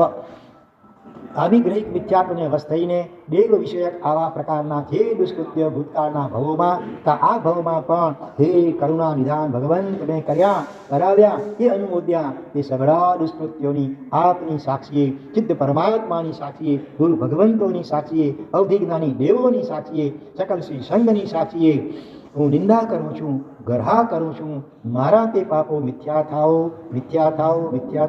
મિચ્છામિ દુક્કડં. પોતે તો જતો હોય બીજે ઠેકાણે, બીજાને પણ લઈ જાય, હલો તે તિરુપતિ બાલાજી. ત્યાં હમણાં જ જાણી કે ભાઈ એ તો ત્યાં છે નેમિનાથ ભગવાન મૂળમાં આપણા, પણ અત્યારે એ લોકોના કબજામાં છે. એટલે ક્યારે પણ એનું પક્ષાદગીરી કરતા હોય ને તો તે વખતે કોઈની નો એન્ટ્રી, પ્રાઇવેટમાં દૂધ થાય એટલે કારણ કે કપડાં ખોલવા પડે તો ખ્યાલ આવી જાય તો ભગવાન તીર્થંકર ભગવાન છે. એટલા માટે ત્યાં જ્યારે ઘરેણાં વગેરે ઉતરતા હોય ત્યારે કોઈને એન્ટ્રી આપવામાં આવતી નથી. છે નેમિનાથ ભગવાન પણ અત્યારે ઇતર લોકોના કબજામાં છે, તો શાસ્ત્રકારો ત્યાં આપણાથી હવે જવાય નહીં. તો એવા લોકોના પરિચયમાં આવવાથી ધીરે ધીરે એના એના ઉપર શ્રદ્ધા બેસી જાય અને જૈન શાસન પ્રત્યેની શ્રદ્ધાથી જીવ ચલિત થઈ જાય. આવું ન થાય એટલા માટે બીજા પણ ક્યાં ક્યાંક એવા દક્ષિણ ભારતમાં તો ઘણા મંદિરો એવા છે. ભૂતકાળમાં જૈન મંદિરો હતા. ધીરે ધીરે ત્યાં પછી અમુક શંકરાચાર્ય અને અમુક રામાનુજ વગેરે આવ્યા. એનું વર્ચસ્વ અને એના કારણે પછી રાજસત્તાનો પણ જે સારો લીધો હશે અને એ રીતે જૈન મંદિરોને હિન્દુ મંદિરોમાં કન્વર્ટ કરી નાખ્યા અને એની મૂર્તિઓને એવા કપડાં વગેરે પહેરાવી દે, મોઢું જરા ખુલ્લું રાખે એટલે કંઈ ખબર પડે નહીં. તિરુપતિનું કેસ જીતી ગયા. પણ હવે વર્ષોથી જે ચાલ્યું આવે છે એમાં સુધારો થવો મુશ્કેલ છે.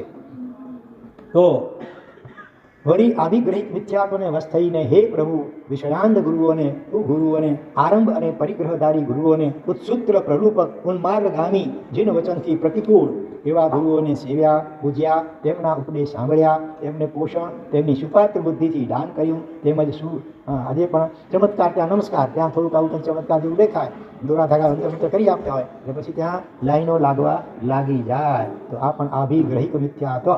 તેમજ શું ગુરુઓને ભાત પાણીમાં અંતરાય કર્યો, અવગણના કરી, આસાધના કરી, નિંદા કરી વગેરે મિથ્યા માર્ગને લગતું જે કાંઈ આચરણ કર્યું હોય તે સગળાએ મારા દુરાચરણને હે તીર્થાધિપતિ દેવાધિદેવ આપની તથા કલ્યાણ મિત્ર એવા ગુરુ ભગવંતોની સાક્ષીએ નિંદા કરું છું, ગરહા કરું છું.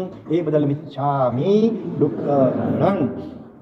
ભૂતકાળમાં મહાન યોગીરાજ આત્મજ્ઞાની એવા શ્રી આનંદગંજી મહારાજ, એમને પણ એવો પ્રસંગ બન્યો અને તેના કારણે એમને પણ જંગલમાં ચાલ્યા જવું પડ્યું, ગામનગર વગેરે છોડીને. એવી રીતે ઉપાધ્યાય શ્રી યશોવર્જજી મહારાજ, એમણે પણ જ્યારે ઉત્સૂત્ર પ્રવૃત્તિઓ જે થતા હતા બીજા એને અટકાવવા માટે ખુલ્લમ ખુલ્લા જે બધું સાહિત્ય રચ્યું, જેમ કે મૂર્તિ પૂજાનો વિરોધ કરવામાં આવતો વગેરે વગેરે, તો મૂર્તિ પૂજા દ્વારા કઈ રીતે ભગવાનની ભક્તિ ખરેખર થઈ શકે એનું મહત્વ એ બધું સમજાયું. તો કેટલાક લોકોને ન ગમ્યું અને એવું વાતાવરણ એ વખતે ઊભું કરવામાં આવ્યું કે કેટલાક ગામો સુધી એમને ક્યાંય પણ જ્યાં ઉતરવા ન મળે, એને ગોત્રી પાણી કોઈ હોરાવે નહીં, આવી તકલીફોમાંથી એમને પણ પસાર થવું પડ્યું. તો આપણા જીવે પણ ભૂતકાળ અનેક ભવોમાં આવી રીતે શું ગુરુઓને ભાત પાણીમાં અંતરાય વગેરે કર્યો છે, આસાધના, ટીકા, નિંદા ઘણી વાર આ ભવોમાં પણ પડતો કાળ છે, અવસરની કાળ છે, એટલે ક્યાંક ક્ષતિઓ જોવા પણ મળે. એના કારણે પછી એકદમ બધા આવા હશે, આ રીતે નેગેટિવ થિંકિંગ કરી નાખ્યું અને ટીકા ટિપ્પણી આપણે પોતે કરી. કોઈ ટીકા ટિપ્પણી કરતા એમાં ટાપસી પુરાવી, એમાં રસ લીધો, નિંદા અને રસપૂર્વક સાંભળી. આવું બધું ઘણું આ ભાવમાં પણ થતું હોય છે. તો એ બધા દુષ્કૃત્યોને યાદ કરી અહીં પશ્ચાતાપૂર્વક ક્ષમાયાચના કરી અને મિચ્છામિ દુક્કડમ. પણ હવેથી એવા પાપો ન કરવાનો સંકલ્પ કરીએ તો જ આપણું આ મિચ્છામિ દુક્કડમ એ કંઈક સાર્થક કે સમ્યક ગણાય. પુનઃ અકરણ એવા શબ્દો આવે છે. પુનઃ એટલે ફરીથી, અકરણ એટલે એવા પાપ કરવા નહીં, એવો સંકલ્પ કરવો જોઈએ. વળી તે જ મિથ્યાત્વના કારણે હે દેવાધિદેવ, ભૂધર્મમાં મેં ધર્મની બુદ્ધિ કરી, રાગી જ્યારે કેટલાક પ્રલોભનોને કારણે ગરીબી હોય અને ઇતર લોકો બધા પ્રલોભનો આપે કે તમે જો અમારા ધર્મનો સ્વીકાર કરો, જૈન ધર્મને છોડીને, તો પછી અમે તમારી બધી રીતે હેલ્પ કરીશું, સહાય કરીશું, આર્થિક રીતે તમારા છોકરાઓને અમે ફ્રી ભણાવી આપશું, તમે હોસ્પિટલનો મેડિકલ ખર્ચ આપીશું, તમારા દીકરા દીકરીના લગ્ન કરાવી આપશું. મોટા મોટા પ્રલોભનો, અને એને માટે અબજો રૂપિયા ફોરેનથી તે ધર્મ સંપ્રદાયવાળા ક્રિશ્ચન લોકોને ખાસ, એટલા મુસલમાનોને પણ આવે છે. અને એ રીતે વટાણ પ્રવૃત્તિ જોરશોરમાં ચાલે છે. આપણને અહીંયા કદાચ બહુ ખબર ન હોય, અમુક આખા રાજ્યના રાજ્ય બધા એ લોકોએ જૈનોએ પણ ધર્માંતરણ કરી નાખ્યું, હિન્દુઓએ પણ ધર્માંતરણ કરી નાખ્યું અને મોટે ભાગે ઈસાઈમાં ક્રિશ્ચન બની ગયા અને કોઈ મુસલમાન વગેરે પણ બની ગયા. તો આપણે પણ આવું કર્યું હશે તો એની પણ ક્ષમાયાચના કરીએ. કુધર્મમાં ધર્મની બુદ્ધિ કરી, રાગી દ્વેષી અજ્ઞાની દેવોએ બનાવેલા વેદ વેદાંત બૌદ્ધાદી ધર્મોને માન્યા, તેના અનુષ્ઠાનોને સેવ્યા, હિંસક યજ્ઞો કરાવ્યા, અશ્વમેધ યજ્ઞ, નરમેધ યજ્ઞ પણ મનુષ્યોનો પણ બલિ દેવાતું હતું, એવા યજ્ઞો પહેલાં થતા હતા. તેવા હિંસક યજ્ઞો કર્યા. દેવ દેવીઓની આગળ પંચેન્દ્રિય જીવો બકરા, પાડા આદિના બલિદાનો આપ્યા. ધર્મના નામે પંચેન્દ્રિય જીવોની હિંસા કરી. આજે પણ અનેક ઠેકાણે આ રીતે બલિદાનો અપાતા આવશે પંચેન્દ્રિય જીવોના. ધર્મના નામે પંચેન્દ્રિય જીવોની હિંસા કરી, મિથ્યા અનુષ્ઠાનો સેવરાવ્યા, અનુમોદ્યા, મિથ્યા પર્વો કર્યા, જૈન ધર્મની સામે પડ્યો, જૈન ધર્મની અને તેના અનુષ્ઠાનોની નિંદા કરી, જીન ધર્મના પર્વોને વિરાધ્યા. સગળાએ પાપોથી બારે થયેલ આત્માને હલકો કરવા હે ત્રિજગત આધાર પ્રભુ, આપની સમક્ષ ચકરશ્રી સંઘની સાક્ષીએ મારા એ સર્વ પાપોને હું નિંદું છું, ગરહું છું. તે વિષયમાં મિથ્યા દુઃખ આપું છું. મિચ્છામિ દુક્કડમ. તો આ આભિગ્રહિક મિથ્યાત્વ, આ બધું ધ્યાનથી સાંભળશો ને પછી તમારી ભવાલોચમાં લખી હશે ને ત્યારે પણ તમને ખ્યાલ આવશે કે કેવા કેવા પ્રકારના પાપો થઈ શકે છે કે આ જીવે કર્યા હશે. એટલે બધું જેટલું વિગતવાર વિસ્તારથી લખી શકાય એટલી નિર્જરા વધારે થશે. બીજો પ્રકાર છે અનભિગ્રહિક મિથ્યાત્વ. એનાથી ઉલટું હવે ઓલામાં સુદેવ ગુરુ ધર્મની ઉપેક્ષા અને કુદેવ ગુરુ ધર્મને માન્યા. હવે અહીંયા સર્વદેવો સર્વ ગુરુ અને સર્વ ધર્મોને સમાન માનવા, એને કહેવાય અનભિગ્રહિક મિથ્યાત્વ. બરોબર. જેમ સોનું ને પિત્તળ બંને સરખા ગણાય, બંને ધાતુ છે, પીળા છે તોય પણ નહીં. દૂધ અને છાશ બંને લિક્વિડ છે, સફેદ છે, ગોરસ છે, છતાં પણ બંનેમાં જે તફાવત. એમ દરેક ધર્મ સંપ્રદાયોમાં કેટલીક સારી વાતો આવતી પણ હોય. એટલા માત્રથી પછી બધા ધર્મ કેવલી ભગવાન સર્વગ્ર દ્વારા પ્રરૂપી ધર્મ અને બીજા છદ્મસ્ત આત્મા આવી પ્રવર્તતા ધર્મ એને સરખા માની શકાય નહીં. પણ અજ્ઞાનતાને કારણે ઘણા લોકો આવું માનતા હોય ને બોલતા હોય ને એમાં ગૌરવ અનુભવતા હોય. આપણે જાણે મોટા એ બધા વાળાબંધી સંકુચતા શા માટે વિકલ્પો કરતા હોય. માતા, બહેન, દીકરી અને પુત્રી, બરોબર, ચારે લેડીઝ છે કે નહીં, ચારે તો ચારે રીતે સમાન વ્યવહાર કરશો, બધા સરખા ગણાય. એ રીતે વ્યવહારમાં તો જે રીતે ઉચિત હોય તે રીતે વ્યવહાર થતો હોય. ભલે બધામાં ભગવાન આત્મા રહેલો છે એ દ્રષ્ટિએ બધા પ્રત્યે આદર હોય, પણ વ્યવહાર વર્તન તો પછી યથા યોગ્ય રીતે જે ઘટતું હોય તે રીતે કરાય. એમ ત્યાં બધા પ્રત્યે સરખો વ્યવહાર ન જ કરાય. તો એવી રીતે સુદેવ એટલે કેવલી પ્રરૂપિત ધર્મ અને એને બીજા છદ્મસથી પ્રરૂપાયેલા ધર્મ સાથે સરખાવી શકાય નહીં. પણ અજ્ઞાનતાને કારણે આવું જે માનવું એને કહેવાય અનભિગ્રહિક મિથ્યાત્વ. વિવેક તો હોવો જોઈએ, સમજણ તો હોવી જોઈએ. ગોળ અને ખોળ ને સરખા ભાવે વેચાય, ટકે શેર ભાજીને ટકે શેર ખાજા. પૂરી એક અંધેરી નગરી ને ગંડુ રાજા, એના જેવું થાય પછી તો બનવું છે ગંડુ રાજા. હે ના અનભિગ્રહિક નામના મિથ્યાત્વને વશ થઈને મેં સગળાય ધર્મોને સમાન માન્યા. હા, પતિ હોય, પિતા હોય, ભાઈ હોય, પુત્ર હોય, એના પછી સરખો વ્યવહાર કરશો નહીં જ ને. એમાં આપણે પક્ષપાત કરીએ છીએ, એમાં એવું કહેવાય. પિતાનો આદર કરીએ અને દીકરો નાનકડો હોય ભૂલું કરે વાળ્યો તો મેથી પાક ચખાડાય, પણ પિતાને થોડું મેથી પાક ચખાડાય. બરોબર. તો હે નાથ અનભિગ્રહિક નામના બીજા મિથ્યાત્વને વશ થઈને મેં સગળાય ધર્મોને સમાન માન્યા. માન્યા પણ ગાયા, જાહેર કર્યા. આપના સુવિશુદ્ધ માર્ગને મેં જગતના અધૂરા માર્ગ જોડે સરખાવ્યો, તેમની સમાન માન્યો, પ્રગટ કર્યો. આપની સાથે હે દેવાદિદેવ મેં અજ્ઞાનીએ જગતના છદ્મસ્ત જીવોને સરખાવ્યા. મહાત્મા ગાંધીજીની અહિંસા અને આપણા ભગવાન મહાવીરની અહિંસા સરખી ગણાય? જમીન આસમાનમાં અંતર હોય, પણ છતાં અજ્ઞાનતાને કારણે ઘણીવાર આવું વિધાન કેટલાય લોકો કરતા હોય છે. મહાત્મા ગાંધીએ તો એક વાછરડો પીડિત હતો, દુઃખી હતો, એને તો છૂટ કરાવી દીધો. તો એ રીતે ભગવાને કંઈ સંમતિ એવી આપી નથી. આપણે આપણાથી બનતા એને રાહત આપવાની કોશિશ કરીએ, ઉપચાર કરીએ, પણ હવે દુઃખી છૂટે એટલા માટે જલ્દી એને મારી નાખીએ તો પરિણામ શું આવશે આગળ જતાં? પછી માતા પિતા દુઃખી છે, બીમાર છે, મળતું હોય, હાલ એને મારી નાખીએ. એ ત્યાં છૂટા ને આપણે થી છૂટા, પછી તો હાહાકાર મચી જાય દુનિયા આખીમાં, નહીં? આજે ઘણા નવી પેઢીને માતા પિતાની સેવા કરવી ગમતી નથી. પછી જરાક બીમાર પડે એટલે કહી નાખ્યા ભાઈ બહુ હતા, તકલીફ હતી એટલે અમે મારી નાખ્યા. એને મર્સી કિલિંગ, મર્સી ડેથ કહેવામાં, દયા પ્રેરિત મૃત્યુ. એ અલાઉડ નથી, સરકાર પણ એને માન્યતા આપતી નથી. અને જો જાડી બુદ્ધિથી વિચારીએ તો એવો વિચાર આવી શકે કોઈને, ભાઈ આમ કેન્સરથી રીબાય છે, પીડા છે, એના કરતાં હાલો ને જેમ ઇન્જેક્શન આપી અપાવી દઈએ. એના પછી દુષ્પરિણામ શું આવે કે એની પરંપરા કેવી ખોટી ચાલે. કોઈ પણ કાયદા એના ગેરફાયદા લોકો ઘણા ઉઠાવતા હોય, એવી રીતે આમાં નુકસાનની પરંપરાઓ ચાલે. આજે જે દેહ દાન વગેરે થાય છે, આંખો ને બ્લડ ને કિડની ને બધાનું, સ્થૂળ રીતે વિચારીએ તો સારું લાગે છે, પણ એના દુષ્પરિણામો વિચારીએ તો એના પરિણામ સ્વરૂપે આજે ઘણા બાળકો વગેરેનું કિડની અપહરણ થાય છે અને મોટી કંપનીઓનો વેપાર ચાલે છે. અંગો પાંગના લાખો કરોડો રૂપિયા ઉપજે. એટલે આ એક મોટું નુકસાન થઈ રહ્યું છે એના કારણે. એટલે દરેક ચીજમાં વિવેક હોવો જોઈએ. તો બધા દેવ ગુરુ ધર્મને સરખા મનાય નહીં. તો હે દેવાદિદેવ મેં અજ્ઞાનીએ જગતના છદ્મસ્ત જીવોને સરખાવ્યા, શુગુરુ અને કુગુરુને સમાન માન્યા. અર્થાત આપની આજ્ઞાનું વિશુદ્ધ રીતે પાલન કરતા પંચ મહારથધારી આરંભ સવારંભના ત્યાગી વિશુદ્ધ બ્રહ્મચર્યનું પાલન કરનારા સુગુરુઓને કુગુરુઓની સાથે સરખાવ્યા અને તે દ્વારા સુસાધુઓની વિડંબના કરી, ચારિત્ર માર્ગની આસાધના કરી. મારી એ જીન મત તથા અન્ય મતને સમાન ગણવાની બધી જ મન વચન કાયાની પ્રવૃત્તિ હે દેવાદિદેવ મિથ્યા થાઓ. એ પ્રવૃત્તિ બદલ હું આપની સમક્ષ મારા આત્માની નિંદા કરું છું, ગરહા કરું છું અને વિચ્છામી દુઃખ ભણંગ. આવી કોઈ ભૂલો થઈ હોય પશ્ચાતાપ કરજો અને હવેથી આવી કંઈ પ્રરૂપણા ઔત્સુક્ય પ્રરૂપણા કહેવાય એ ન થઈ જાય એને માટે ખાસ કાળજી રાખજો. અને બીજા કોઈ પણ આવું બોલતા હોય તો એને પ્રેમથી સમજાવીને અટકાવવા પ્રયત્ન કરજો. તો પહેલો પ્રકાર કયો હતો મિથ્યાત્વનો? બોલો, આવિગ્રહિક મિથ્યાત્વ. અને બીજો પ્રકાર એનાથી ઉલટો એટલે અનભિગ્રહિક મિથ્યાત્વ.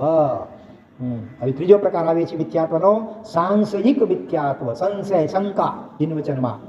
આ મિથ્યાત્વને વશ થઈને હે જગત પિતા કરુણાવંત પ્રભુ મેં અનેક પ્રકારે આપના વચનોમાં સંદેહ ઉઠાવ્યા, ખોટી શંકાઓ કરી, સંપૂર્ણ શુદ્ધ એવા આપના આગમોને તથા પ્રકારની ગુરુગમ આદિ સામગ્રીના અભાવે અથવા મારી મતિ મંદતા આદિના કારણે હું ન સમજી શક્યો, તેમાં મારી મતિ મંદતા આદિ મારા જ્ઞાનાવર્ણીય કર્મના ઉદયને કારણભૂત માનવાને બદલે આપના ત્રિકાળ અબાધિત વચનોમાં મેં શંકા કરી, અવિશ્વાસ કર્યો કે ભાઈ કન્નપુરમાં અનંતજી આ બધા ટાઢા હોરના ગપ લાગે છે, અનંતજી આટલા શરીરમાં કેમ સમાતા વિગેરે વિગેરે 500 ધનુષની કાળ આવો બાપરે બાપ, આ તો કેવા ગપોડા આંક્યા છે, પાંચ તો એની રહેવા માટે મકાન કેવા જોઈએ, એટલે આવી કેટલીક જે સૂક્ષ્મ અતિન્દ્રિય વાતો હોય, આપણે કેવા છીએ કુવાના ડેડકા જેવા, કુવાનો ડેડકો તો આટલી દુનિયા આટલી જ હોય, એનાથી બહાર કંઈ છે જ નહીં એવું માનતો હોય, બરાબર ને. આપણી બુદ્ધિ કેટલી સીમિત ને અલ્પ છે, તો ઘણા એવા પદાર્થો સૂક્ષ્મ હોય, અતિન્દ્ર ઇન્દ્રિયોથી પર હોય, પણ ભગવાને કેવળ જ્ઞાનમાં જોઈને નિસ્વાર્થ ભાવે એકાંતે આપણા આત્માના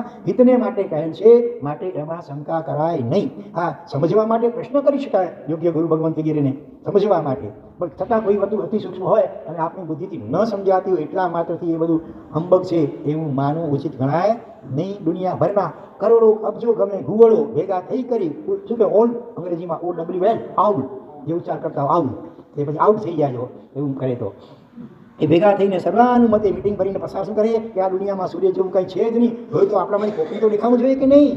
હા બોલો, હવે આ બધા ગુણો સર્વાનુમતે ઠરાવ પસાર કર્યો તો આપણે પણ માનવું જોઈશે કે નહીં? હવે સર્વાનુમતિથી પસાર થયું છે ભાઈ આ, છતાં પણ સૂર્યનું સ્થિતિ જેવી છે કે સૂર્યનો ઉદય થાય ત્યારે ગુણની આંખ મીચાઈ જાય ઓટોમેટિક, એટલે ન દેખાય, એમાં દેખાતું નથી, તેથી નહીં. આ વાતના સહી મારા ભાઈ કવિતા હતી આવી, અને પછી આવા અનેક ઉદાહરણો આપ્યા હતા. દેખાતું નથી માટે આ જગતમાં આત્મા ક્યાં દેખાય છે? માટે આત્મા જેવું છે નહીં.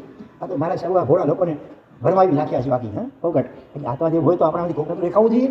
હા, ડૉક્ટરો બધા ભેગા થઈને મિટિંગ કરે, નક્કી કરે મેં તો ઓપરેશન કર્યા, કોઈ કે મેં મગજનું ઓપરેશન કર્યું, કોઈ મેં હાર્ટનું કર્યું, કે લીવરનું કર્યું, કિડનીનું કર્યું, આખા શરીરનું પોસ્ટમોર્ટમ વગેરે કર્યું. એમ કે આત્મા અમને કોઈને દેખાયો નથી, અમે તો બધા ક્વોલિફાઈડ બધા MR ડિગ્રીઓ ધારી કેટલી મોટી મોટી.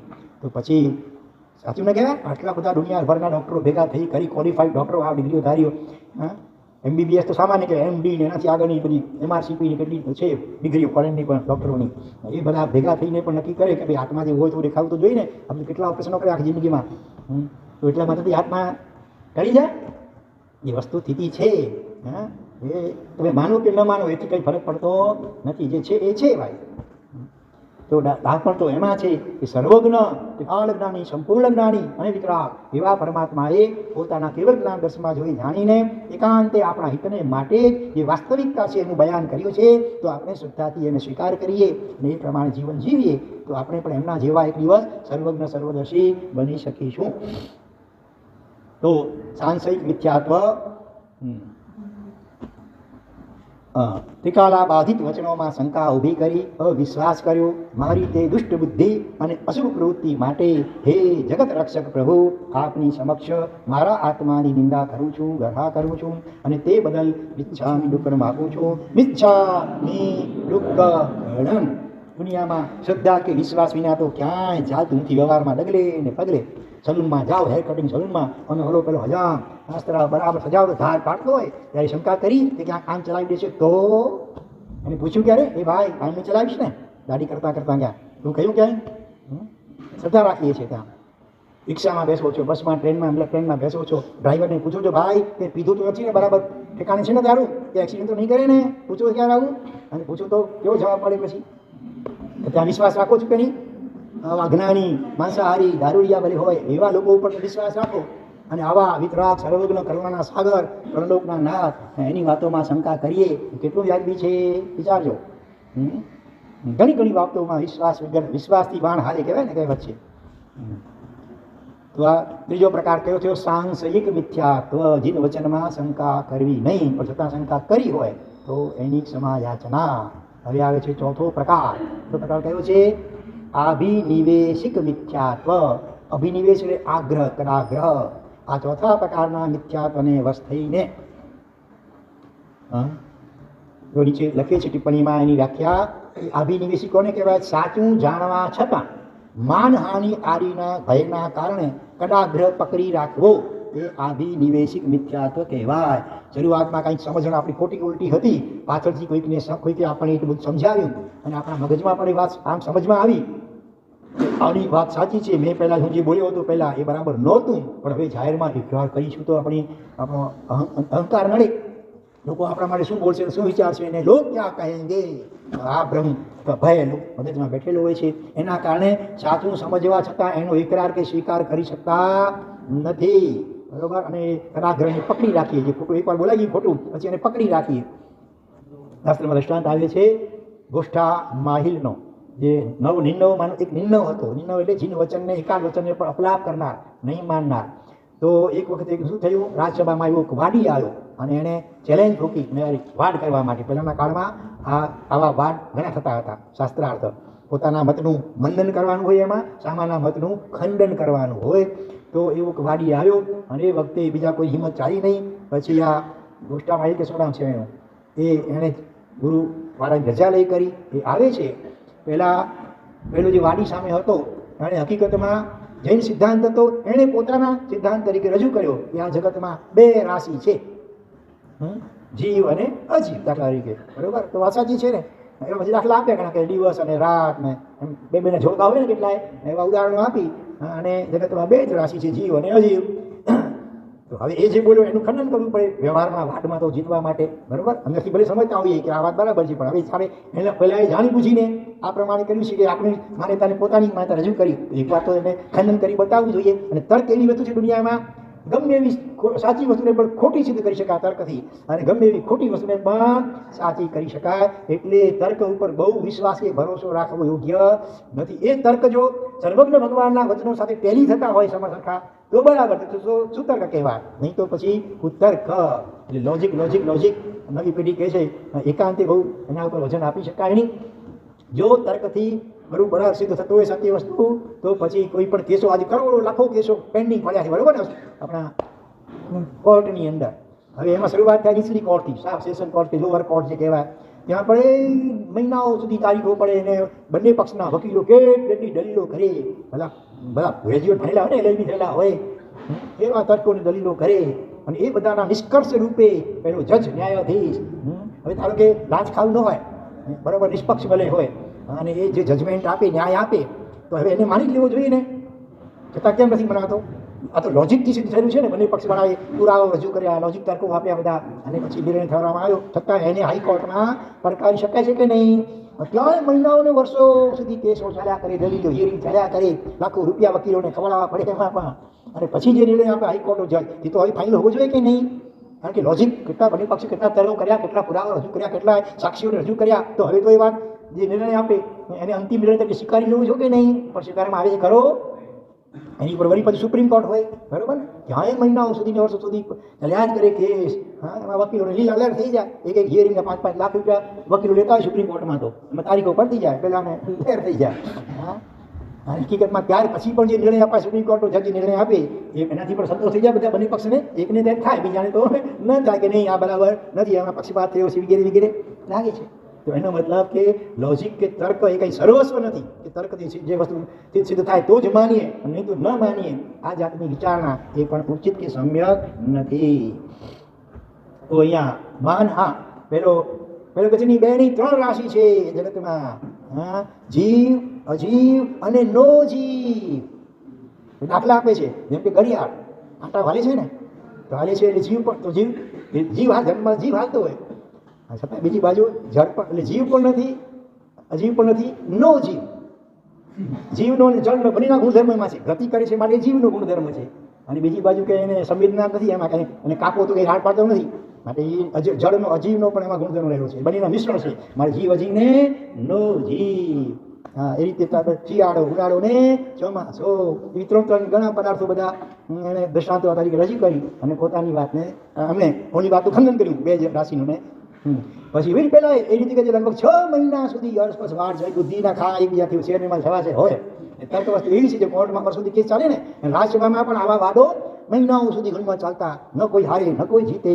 પછી પહેલાં એ તો તંત્ર મંત્ર જાણતો હતો, એના કેટલા પ્રયોગો કર્યા. તો આ બાજુ ગુરુએ પણ આલમ શીખવાડ્યું હતું, ભાઈ કે આ બહુ ખતરનાક છે, એ બધા પ્રયોગો કરશે, એનો એન્ટી અને વિપરીત જે હોય એનું મારણ એ પણ બધું એને શીખવાડ્યું હતું. આ રીતે થાય છે. છેલ્લે ગુરુએ રજોહરણ અભિમંત્રિત કરીને આપ્યું હતું અને આખરે છેવટે આનો વિજય થાય છે, આનો પરાજય થાય છે, સામાવાદીનો, જૈન ધર્મનો, શાસનનો જય જયકાર થાય છે. પણ પછી જ્યારે ગુરુમાર્ગ પાસે આવે છે ને પેલો, ત્યારે શ્રી ગુરુ કહે છે, બેટા એ વાડમાં જીત્યો એ તો સારું કર્યું છે, શાસનની રક્ષા તે કરી, પરંતુ જ્યાં 3 રાશિ બોલ્યો ને હકીકતમાં જૈન શાસન સિદ્ધાંતથી વિપરીત છે. મારી જા રાજસભામાં અને ત્યાં રાજા આવી ગઈ, જે હાજર કહી આવ કે ભાઈ વાડમાં જીતવા માટે આ પ્રમાણે કહ્યું, બાકી હકીકતમાં તો જૈન શાસન સિદ્ધાંત 2 રાશિ છે, જે રાશિ જળ અને ચેતન. પેલો અહંકાર ગવાય છે, આટલો અભિનવ વાડ કર્યો ને આ રીતે જીત્યો ને હવે હું કેમ જાહેરમાં કેમ કબૂલ કરું કે નહીં આ બોલો સાચો ને હું ખોટો હતો. અહંકાર નડે છે ખતરનાક, અને પરિણામે ગુરુની સામે વાડમાં ઉતરે છે. ના 3 જ રાશિ છે. લો અહંકાર કેટલો ખતરનાક છે જુઓ તો ખરા. અને ગુરુ શિષ્ય વચ્ચે 6 મહિના વાડ ચાલ્યો પાછો. હા, છેવટે પછી ગુરુએ જોયું યોગ્યતા નથી આવવામાં, રાખ નાખી હોશી રે હોશી રે હોશી રે. છેલ્લે આજ્ઞા 12 ગચ્છ 12 શાસનમાં જે કહો એટલે પછી એ નિર્ણવ કહેવાય. નિર્ણવે અપલાકમ છુપાવવું, ભગવાનની વાણીનું એકાદ વાક્ય એ સૂત્ર સિદ્ધાંત એને ન માનવું નથી, વિપરીત કલ્પના કરવી, તો એ કહેવાય નિર્ણવ. તો પછી તો આ રીતે માનહાનિના કારણે દુરાગ્રહથી બરાબર પકડ્યો, જગતમાં વિસ્તાર્યો અને ખોટી પ્રરૂપણાઓ કરી નવા મતો પ્રગટ કર્યા અને તે દ્વારા અનેક ભદ્રિક અને સરળ જીવોને ઉન્માર્ગે દોર્યા. તે મારા ભવના આ ભવના પણ મહામિથ્યાત્વપૂર્ણ આચરણ બદલ હે કરુણાનિધિ દેવ આપની સમક્ષ મારા આત્માની નિંદા કરું છું. તે બદલ સકળ સંઘની સાક્ષીએ મિચ્છામિ દુઃખ ગુણમ. ભગવાન મહાવીર સ્વામીનો સંસાર પક્ષે જમાઈ એવો જમાની નાનકડી એવી વાતમાં ભગવાનના વાતથી જુદો પડ્યો. ભગવાનની આ વાત બરોબર નથી.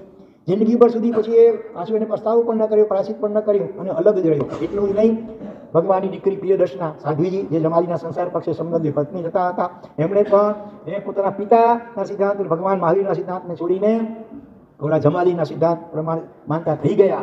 પણ આ તો વળી પાછળથી કોઈક વિશિષ્ટ કુમાર શ્રાવકે પ્રયોગપૂર્વક એમને સાબિત સિદ્ધ કરી બતાવ્યું કે ના ભગવાન તમે માન્યતા એ બરોબર છે, આ બરાબર નથી. તો પણ એટલે એ સાધ્વીજી તો પાછા વળી પ્રાયશ્ચિત કરી માફી માંગી વિચાર કરી અને ભગવાનના શાસનમાં જોડાઈ ગયા. પણ જમાલી તો છેવટ સુધી એ અલગ જ રહ્યા, તે અલગ જ રહ્યા. આ અહંકાર અને કડાગ્રહ એકવાર ગૌતમ સ્વામી જેવા એ સમજાવ્યું હશે, ભગવાનના પરિવારમાં 700 જેટલા તો વિશિષ્ટ વાડીઓ હતા, ભલભલા કોઈ એને હરાવી ન શકે વાડમાં એવા, તેમ છતાં પણ આ કડાગ્રહ પકડ્યો બસ, કોઈ રીતે એ માનવા તૈયાર થતા નથી. હા, એક ભરવાડ હતો અને કોઈક માણસ સાથે વાડ ચડી ગયો વાડ, અને પછી કંઈ શરત મૂકી આટલા રૂપિયાની કંઈ, અને ઘરે આવી અને પોતાની પત્નીને ભરવાડ કહે છે આજે તો કંસાર કે શીરો બનાવ. ખુશખુશાલ થઈને કહે છે એક શેષ ને લોટરી લાગી, શું થયું એવું સમજી લે કે લોટરી તે જમાનો નથી ભલે, પણ એક જણા સાથે વાડ થયો છે, એમાં મોટી રકમ શરત તરીકે મૂકવામાં આવી છે અને હું એ જીતી જ જઈશ. પણ છે શું વાત તો કરો. તો કે ઓલો કે બકરાને 4 પગ હોય, મેં કહી બકરાને 3 પગ હોય. તો તમે હારી જશો, આખી દુનિયા જાણે છે બકરાને 4 પગ હોય. તમે કે ના, હું તો વર્ષોથી કેટલા બકરા ચડાવું છું, હું માનીશ નહીં ને, પણ ઓલા ભલે ને કે બધા મને મગજમાં બેસવું જોઈએ ને, હું સ્વીકારીશ નહીં મારી હાર કાંઈ કેમ. એટલે આવું હોય કડાગ્રહ, સમજતો હોય પોતે છતાંય પણ ઘણી વાર ગધા પૂછ પકડીને પછી ગધાડું ગમે એટલી લાત મારે તો પણ છોડે નહીં, પૂછડું પકડી હવે એવી વાત હોય. તો આ છે આભિનિવેશિક મિથ્યાત્વ. એ 5મો છેલ્લો પ્રકાર આવે છે અનાભોગિક મિથ્યાત્વ. અનાભોગિક એટલે એકેન્દ્રિય આડી જીવોને જે સત્ય કે અસત્ય કોઈનો પણ આગ્રહ નથી હોતો, તે અનાભોગિક મિથ્યાત્વ. અજ્ઞાનતા છે ત્યાં તો ઘોર. એટલે સત્યનો ખ્યાલ હોવો જોઈએ કે આ સાચું છે અને આ સાચું નથી. એ ખ્યાલ ન હોય અને સાવ આપણે અજ્ઞાન રહીએ તો પણ કર્મબંધન થાય છે. કોઈ ડ્રાઈવર હોય, ટ્રક ડ્રાઈવર કે કોઈ પણ, અને કેટલાક રસ્તા શું હોય વન વે હોય ને, આમ જ જવાય. એની બદલે જો ઉલટી બાજુએ ચાલે તો પોલીસ પકડીને કોર્ટમાં હાજર કરી, એ વખતે પોતે બચાવવા માટે કે ભાઈ મને ખબર નહોતી કે આ રીતે વન વે ટ્રાફિક છે, તો કોર્ટ એને માફ કરશે. અજ્ઞાનતા એ પણ ગુનો છે. અંગ્રેજીમાં શું વાક્ય છે, ignorance is not be excuse. અજ્ઞાન એ ચટકબારી કે બહાનું ન બની શકે, બરોબર. તો એ રીતે આપણે મનુષ્ય જન્મ મળ્યો, જીન શાસન જીન વાણી મળી, અને છતાં આપણે અજ્ઞાન રહીએ તો કઈ બચી જઈએ. અજ્ઞાન થવાથી પણ કોઈ માણસ ઝેર ખાઈ જાય એને અમૃત સમજીને, ભૂખ બહુ લાગી હોય દુષ્કાળમાં, કાંઈ નથી મળતું તો હવે કર્યો તો ગાંગડું કંઈ ખાઈ દીધું એમને. એ ઝેર હોય તો છોડશે એને કે મને ખબર નહીં ઝેર હશે, ચાલશે લડી ત્યાં. આ તો અજ્ઞાનતા એ બચાવ તરીકે ચાલી શકે નહીં.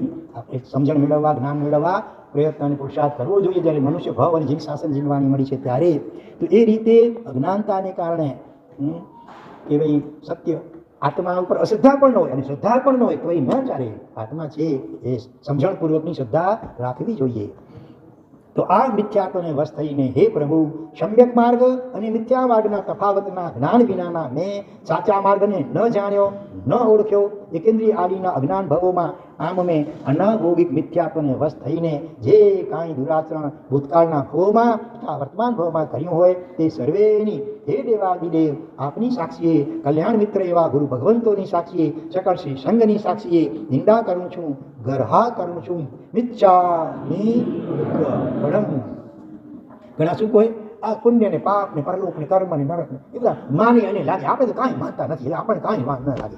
અહંકાર કરી પાછો આપણે કાંઈ માનતા નથી, મોટો જાણે વાત માટે હોય.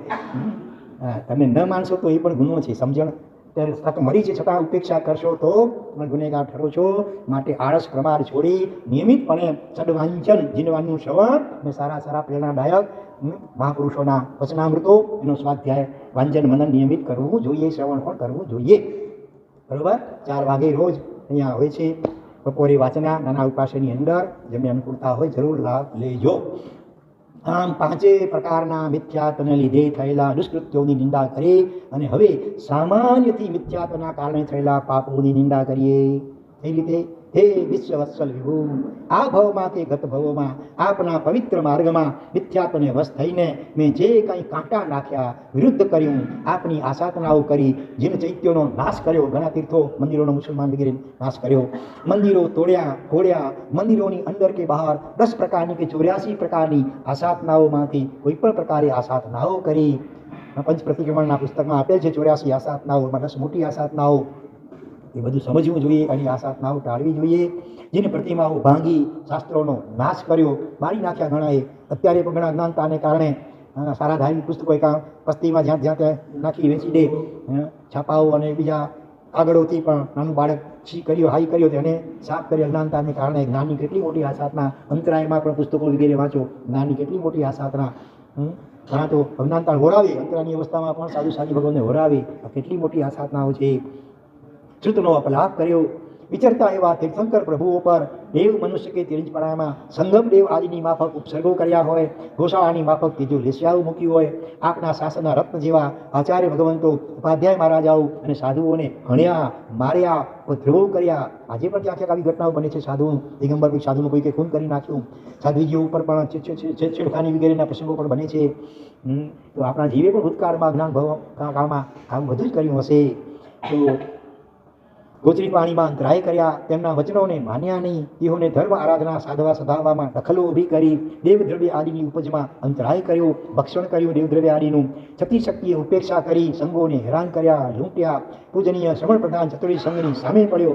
સાધુ કે શ્રાવણપણાને ધારણ કરવા છતાં શાસન અને સંઘને વફાદાર ન રહ્યો. તેને નુકસાન થાય એવા કાર્યો મારી મંદબુદ્ધિથી કર્યા. હશે ભલે ન હોય ખરા, પણ સમજણ ન હોવાના કારણે સંઘના ટ્રસ્ટી વગેરે બની ગયા હોય અને બીજી બાજુ વહીવટ કેમ ચલાવો ધાર્મિક દ્રષ્ટિએ એ ખબર ન હોય. અને પાછું વળી ગુરુ ભગવાનનું માર્ગદર્શન પણ ન લેતા હોય, પોતાની રીતે ગમે તેમ ચલાવ્યા કરતા હોય. એના કારણે પણ ઘણું શાસ્ત્ર વિરુદ્ધ આચરણ થઈ જાય, મોટા ચીકણા કર્મો બંધાઈ જાય. ધર્મના વિષયમાં પણ ગીતાર્થ ગુરુઓને અનુસર્યો નહીં, તેમની આજ્ઞા પાળી કે માની નહીં, વગેરે મિથ્યા આચરણ કર્યા. તે સગડાય નહીં. હે કરુણાવંત પ્રભુ, આપની સાક્ષીએ, સિદ્ધ પરમાત્માની સાક્ષીએ, ગુરુ ભગવંતોની સાક્ષીએ, અવધિ જ્ઞાની દેવોની સાક્ષીએ, સકળ સંઘની સાક્ષીએ અને મારા આત્માની સાક્ષીએ નિંદા કરું છું, ગરહા કરું છું. આવી નિંદનીય પ્રવૃત્તિ કરનાર મારા આત્માને હોશિરાવું છું અને આવી અશુભ પ્રવૃત્તિ બદલ મન વચન અને કાયાથી ફરીથી આવી પ્રવૃત્તિ ક્યારેય મારું આત્મા ન કરે તેવી ઈચ્છાપૂર્વક મિચ્છામિ દુક્કડમ. બસ 2 મિનિટ છે. અને હવે સંકિતના 8 આચારો પાડ્યા નહીં, તેમજ એની વિરુદ્ધ જે વર્તન કર્યું એનું મિચ્છામિ દુક્કડમ દેવાય છે. મેં આપના હે પ્રભુ વિતરા દેવાદિ દેવ, આપના વચનોને વિશે નિસ્સંદેહ બુદ્ધિ ધરી નહીં, પણ આપના વચનમાં શંકા કરી. તમેવ સત્યમ નિઃશંકમ ધ્રમ જીણે પ્રવેયમ. જેને શ્રી ભગવંતોએ પ્રરૂપણ કર્યું છે તે જ સાચું અને નિસ્સંદેહ છે એવી બુદ્ધિ કે પરિણતિ મારા હૃદયમાં ઊભી ન કરી, અન્ય ધર્મોની મનમાં ઈચ્છા કરી, જે જન ધર્મની ક્રિયાના ફળના વિશે શંકા કરી, અથવા સાધુ સાધ્વીના મલ મલિન ગાત્ર પાત્ર વસ્ત્ર આદિ દેખીને જુગુપ્સાનો ભાવ કર્યો, અન્ય મતના ચમત્કારો દેખીને આકર્ષાયો, ખેંચાયો, બીજાના શુભ કાર્યોની આરાધનાની ઈર્ષ્યા આદિના કારણે અનુમોદના ન કરી શક્યો, ઉપર ઈર્ષ્યાથી બળ્યો, જીન વચનમાં બીજા જીવોને સ્થિર ન કર્યા, ઉપરથી અસ્થિર કર્યા, અંતરાયો કર્યા, સંગ સાધરી પ્રત્યે વાત્સલ્યનો ભાવ ન ધર્યો, ઉપરથી દ્વેષ ઈર્ષ્યા તિરસ્કાર આદિ કર્યા, છતી શક્તિએ કૃપણતા આદિ દોષથી જે જીન શાસનની પ્રભાવના ન કરી, જે જીન ભક્તિ મહોત્સવો સંગોપના ઉજવણા, જીન મંદિરના નિર્માપણ પ્રતિષ્ઠા જ્ઞાન ભંડાર આદિ કાર્યો છતી શક્તિએ ન કર્યા, બીજા પાસે ન કરાવ્યા, બીજાને કરતા અટકાવ્યા, ગાળો વિધિ ધર્મ પ્રભાવનામાં કોઈથી કરાતા દ્રવ્ય વ્યયને લક્ષ્મીનો ધુમાડો કીધો. આમ દર્શનાચારના વિષયમાં જે કાંઈ છતી શક્તિએ આચરણ ન કર્યું અથવા વિરુદ્ધ આચરણ કર્યું તે સર્વે મારા દુષ્કૃત્યોને હે દેવાધિદેવ જગત ભ્રાતા વિશ્વવિભુ આપની સમક્ષ સકળ સંઘની સાક્ષીએ નિંદું છું, ગર્ભું છું અને એ બદલ મિચ્છામિ દુક્કડમ દઉં છું. મિચ્છામિ દુક્કડમ, મિચ્છામિ દુક્કડમ, મિચ્છામિ. તો આ થયા મિથ્યાત્વ, કર્મબંધનું કારણ મિથ્યાત્વ, એના 5 પ્રકાર. તો એમાંથી જે કાંઈ આચરણ થયું હોય આ ભવ કે ભવોને વિશે એની ક્ષમાયાચના કરી. પણ કર્મબંધના બીજા હજી 3 કારણો બાકી છે. કયા કારણો? અવિરતિ, કષાય અને યોગ. એના દ્વારા જે પાપો થયા હોય એની પણ ક્ષમાયાચના કરવાની બાકી છે. એ બીજા વિભાગમાં આપણે આવતીકાલે અગ્રે વર્તમાન કરીએ છીએ. જેના આગળ તેને બોલાવ્યું હોય હાર્દિક મિચ્છામિ દુક્કડમ. ઓમ શાંતિ શાંતિ શાંતિ.